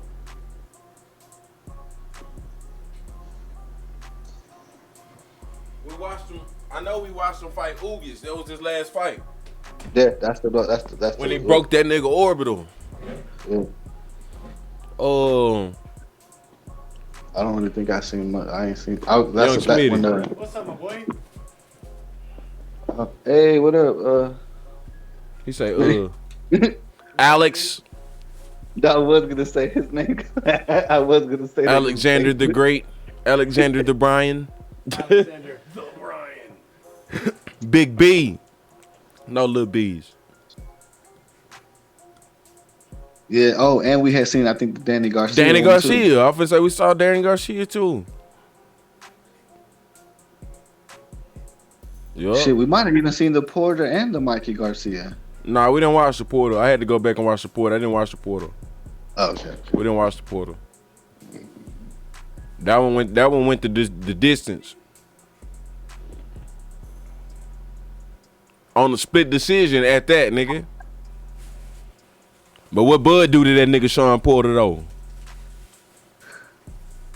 What Bud do to that nigga Sean Porter though, Migo? I don't know. It says FD. Nigga, Bud stopped that boy. Had that nigga beating on the mat. Nigga, his daddy had to throw in the towel. Remember that? Oh, his daddy had to throw in the towel, nigga. No mas. Stop beating my son. No Maschenko. And then retire. And then this is really a good comparison. Although triangle theory doesn't always work in boxing. Saying that, okay, because Terrence Crawford stopped Sean Porter and Errol Spence with the distance and got a split decision, that doesn't necessarily mean that Bud gonna beat Errol Spence, but it's a good barometer, right? Because especially Bud fought Sean Porter later, right? But Sean Porter retired damn near in his prime, nigga. Well, Sean Porter can beat half the niggas at welterweight right now. Well, I don't know. I don't know if you can really compare too much because I was watching a video earlier of remember the dude that was supposed to take over the Rocky franchise? Morrison Gunn. Tommy Morrison was his name on Tommy the Rocky Morrison, movie. yeah. He was supposed to be like Mike Tyson, but the white version because he was like slaughtering people. Yeah, I know you talking about. And then White Tyson. Smitty stupid. White Tyson. So people were saying like, if you compare, like he fought a lot of Tyson's opponents and he did them worse. But I was like, I don't think you can really compare though, because once you fight Tyson and he literally crushed your soul, nigga.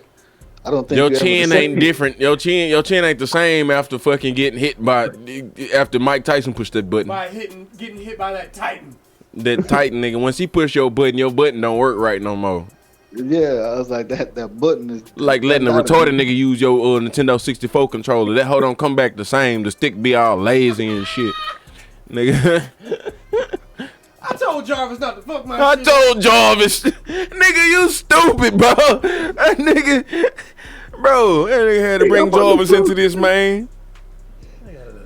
You get your remote control back. Nigga had to bring Jarvis into this. What'd you say, Miko? You bring your remote control back. You trying to figure out why your car keep going to the left for no reason. No damn reason, nigga. Mario Kart can't win for no reason, nigga. Where your tray, KK tray? Yeah.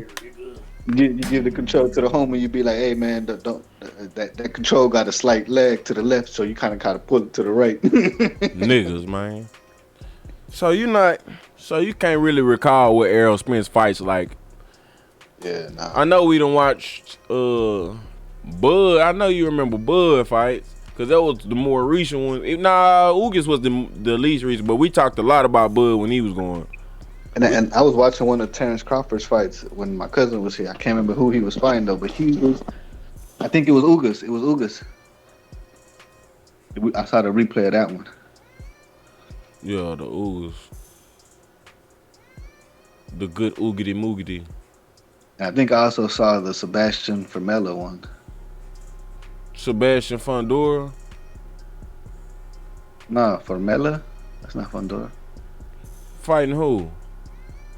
Errol Spence? Oh no, never mind. That was Sean Porter. I'm tripping. I was finna say, nah, I don't remember that nigga. You talking about Sean Porter though? Yeah. Oh yeah, the fight before Terrence Crawford. Yeah, we might have ran that one. We might have talked about that or something. Cause we've seen a couple Sean Porter fights too. Mm-hmm. Or at least we talked about that nigga. Cause I know, you never know music how you come up on the old 85 basketball game or old 95 boxing match. You never know, nigga. We watching that whole in its entirety, nigga. You never know. I finna put on some Magic Johnson games the other day. It's still on my repertoire. I ain't watched no Magic Johnson in a long time, and I've been having the reason to have that nigga some opinions about that nigga in my mind in comparison to today's point guards, and I like to go rewatch some games before I come up with my hot take. I remember my home. Can you bring me one? My homie used to. No, you can't have a brew. Just get me one. Fucking what's that? Alice? What's the bitch name from Brady Bunch? Yeah, Alice. Nah, my homie, he used to love boxing. We used to blaze, and they put on ESPN out of nowhere. We used to end up watching the whole classic match. I didn't even know who the hell I'm watching. Bro, that should be fun, man. I love that shit. It'd be some old grainy ass text. I was like, nigga, how the hell is this on TV still? Hey, nigga, we got a business idea though. I know I ain't hit you with it yet. My brother gonna buy, cause it's like this new thing, niggas getting like gaming trucks or whatever. So, I don't know if I think it's gonna be like a trailer, right? Like imagine like a. I don't even know what type of trailer honestly to be, but like a trailer big enough for people to like get in and like chill. You know what I'm saying? No, I know what you're talking about. I seen people do like trailers, kind of like a restaurant, but I also seen somebody do one like a where weed is legal. It's like a little like a little trailer that he pulls on the back of his truck. So what my brother talking about is a gaming trailer where you have like multiple TVs, PlayStation, Xbox One in that bitch. You know what I'm saying? And like you could, like, let's say you having a party, a kids party, whatever the case may be, and this TV is on the outside of that bitch and on the inside of that house. So you have games going on the inside and the outside where you playing 2K, Call of Duty, Fortnite, and you can pull that bitch up. You know, I'm like, nigga, shit, nigga, you gotta have some snacks and drinks in that bitch too, nigga. We say we got bags of chips, we got sodas in that bitch too. We do that thing like that. You can rent that bitch out. So like 2 hours, 3 hours, whatever the case may be, we pull that bitch up to you wherever you want. And like even in suburb, you know what I'm saying, shit like that, we pull up on the street right in front of your house. That's what you want to do. And I was like, nigga, shit, we can even do it as like a fight truck, nigga. We'll order the fight for you and bring the fight to you, nigga. You bring that house straight to your garage, nigga. You can have a lick. Bring the fight to you. You know what I'm saying? Shit like that. Even if you ain't trying to do no games and shit, but nigga can do like 2K tournaments in that bitch, Madden tournaments in that hole. Or when they have like multiple games, you can have pull up, have a watch party, have one of the basketball games on one side, another game on the other side. Yeah, see, that's what I was thinking. Like niggas really using that bitch more for like watching major events and shit like that, to have a TV outside. So I mean, anybody can bring a TV outside, but if you got to fight, you know what I'm saying, you can pay a little extra and we'll get all the shit going for you. Like we'll buy it. You gonna pay the cost of the goddamn fight, of course, but you gonna pay us a little bit, another $20. Experience. Another $20 for us to put it on every TV. You know what I'm saying? But you know, most people can buy their own motherfucking fight. And that's the case, then you can just order the shit. It'll be way cheaper, and then you just pull the van up to that bitch or That's whatever. a damn good idea, musical. When my brother proposed it to me, I'm like, I don't know, because how much is the upkeep for when somebody's not renting that hoe? And that nigga was like, well, I already got a garage like that I pay for. He's like, he already, like the outside is, because his garage is dope as fuck. His regular garage is dope as fuck. I'm talking about, it's a man cave. Got the what you call it, the little computer screen with that you can lift off of, nigga. The fucking, you seen that shit? Completely lost now. Bro, it's LeBron got the commercial, nigga. It's a screen. You can do bench presses off that hole. You can fucking squat off that bitch. You can do curls, nigga. And it's got like 2 arms and a screen, and you can do like fucking workouts and shit on that hole. You ain't never seen that bitch? Bro, that hoe, I've been on that hoe for years, and then before I knew it, motherfucking popped up. My brother got that hoe, got that bitch installed in his motherfucking garage, nigga. I'm like, bro, you son of a bitch. On wall workout. I forgot what the fuck that bitch called.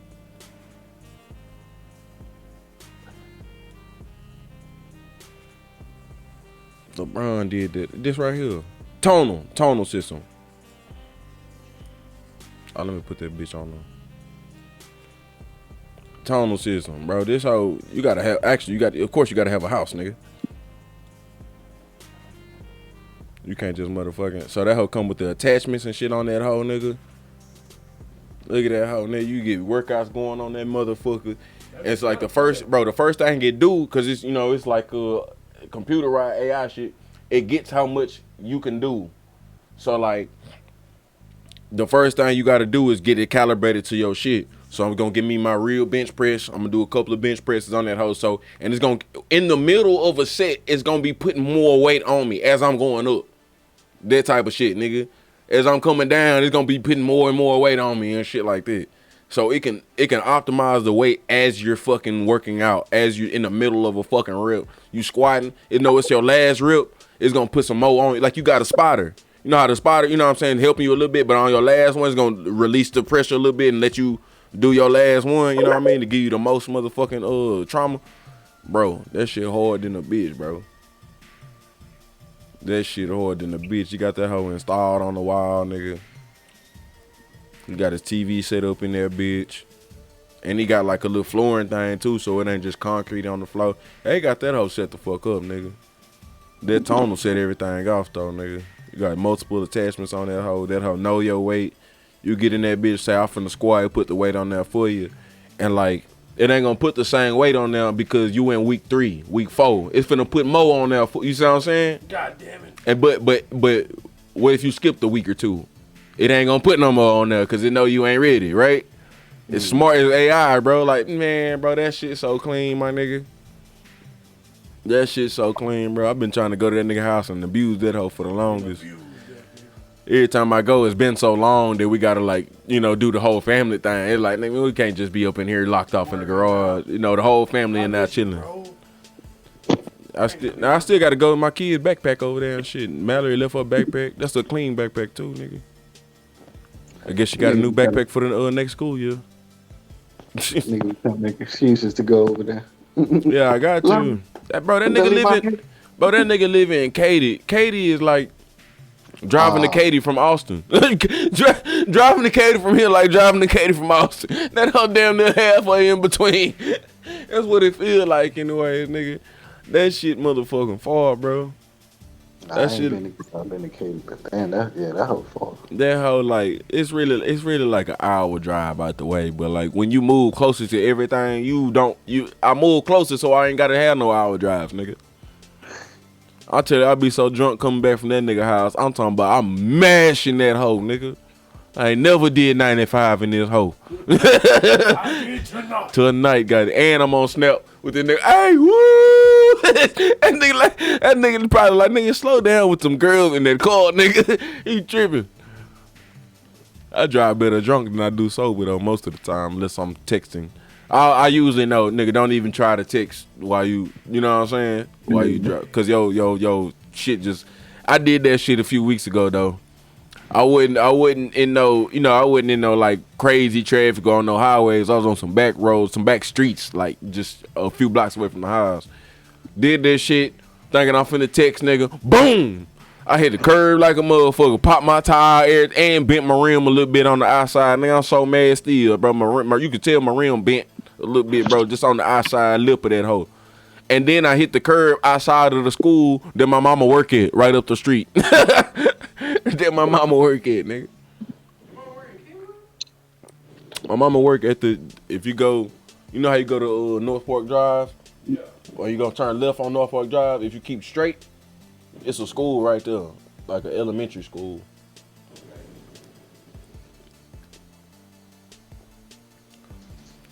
Yeah, man. Nigga popped the tire, had the girls in there and everything, coming back from Tyrell house, my cousin house. Popped the tire. I say, nigga, I'm not finna get out and put this sparrow on, nigga. I'm drunk in the bitch.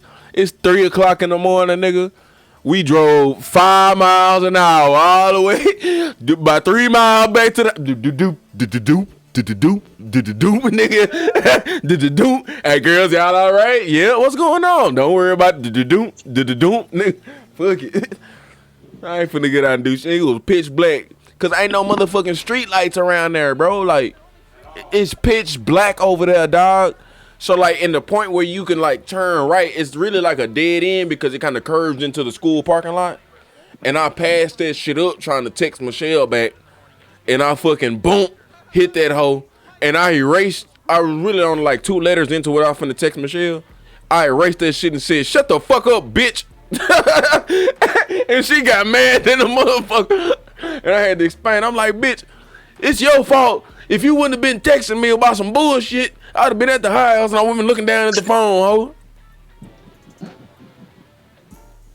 Cause she really was texting me on some shit that was like some not worry about shit. Like she was waited till tomorrow. Yeah, she was tripping. Are you okay to drive? Bitch, of course I'm okay to drive. Until you ask me if I'm okay to drive, now I'm looking down and I'm texting. So while I'm texting, I'm not okay to drive. That shit was an oxymoron, nigga.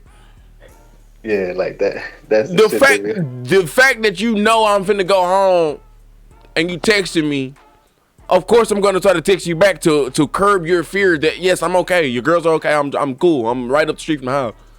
I'm texting her back to tell her that. And I fucking hit something because I'm texting her back to tell. God damn it!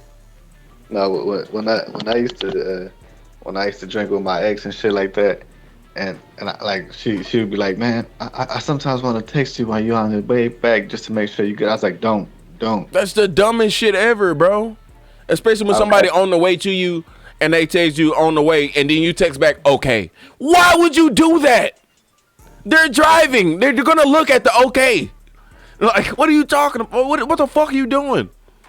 When I told her, I was like, no. I was like, I'm good. I was like, I never leave your house unless I know I'm good. I was like, I'll stay there until I'm good to go. I was like, do not ever text me after we've been drinking, because you're gonna make me want to respond to the text, which is gonna make me take my eyes off this damn road. I was like, and most of the time, I'm not even gonna respond because I'm gonna be like, no, bitch. So true.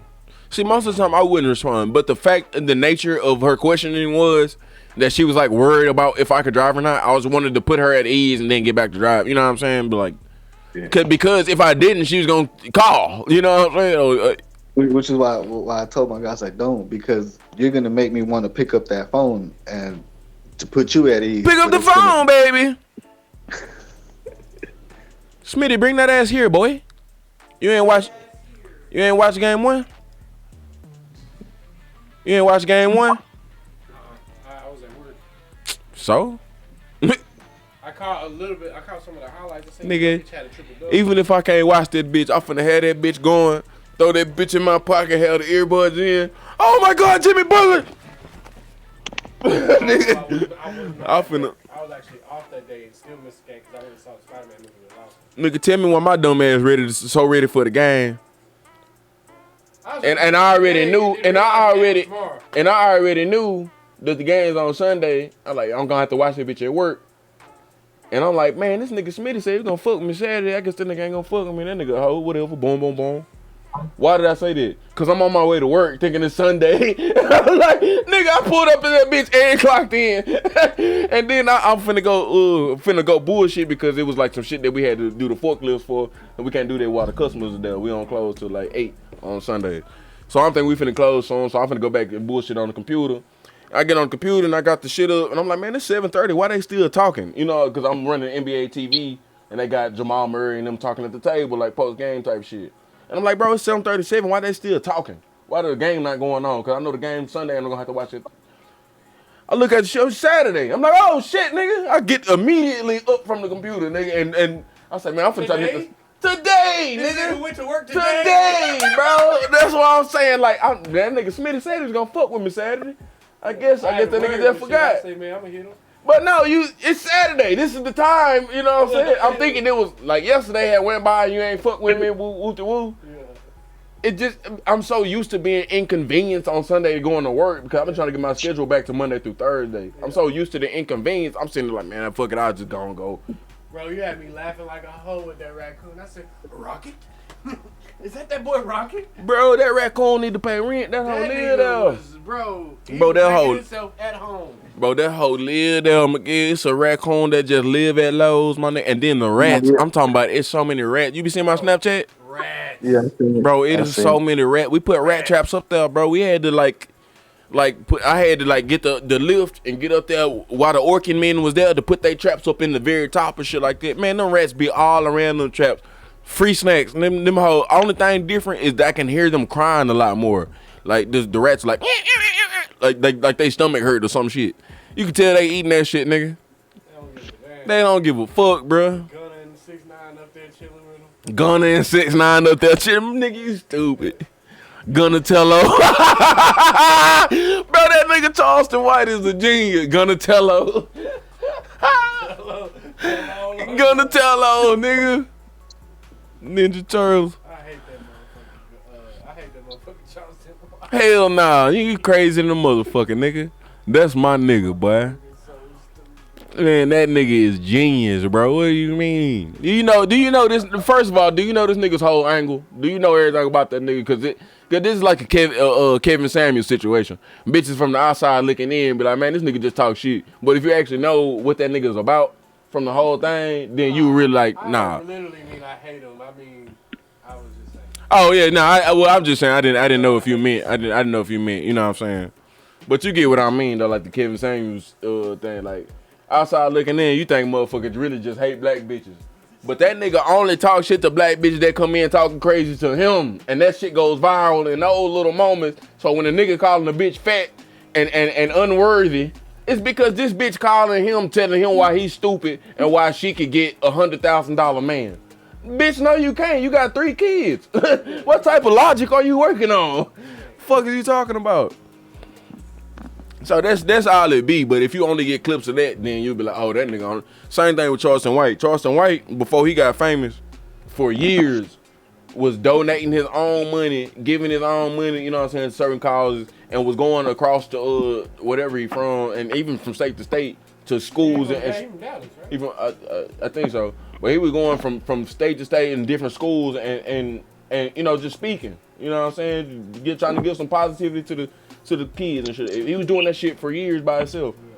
That shit ain't getting no tracks. You're not gonna get famous doing that, huh? But fuck King Von, nigga. Fuck. Y'all want to talk shit about me because I'm saying fuck them, nigga. King Von ain't give a fuck about the nigga kids who he killed. You know, and the nigga be making point, but you gotta say fuck King Von to get the type of I eyes. recently found out this boy could say, what the fuck? That boy hit the. I said, oh no, bro, I've been looking at this dude. He popped that eye out. He popped that eye. I said, oh no, bro, I've been watching this dude this whole time. I ain't even noticed this motherfucker was a one-eyed Cyclops. Yeah. I say, bro, that boy popped that whole eye. I said, what? Yeah, he talked. I watched all that nigga interviews. Yeah, he got a fake eye. Yeah, he talked about how he got that hoe. That nigga went to prison or went to jail, whatever, as a juvenile for killing a white man. Yeah. Him and his friend killed some white dude. I forgot what the reason was. But it was like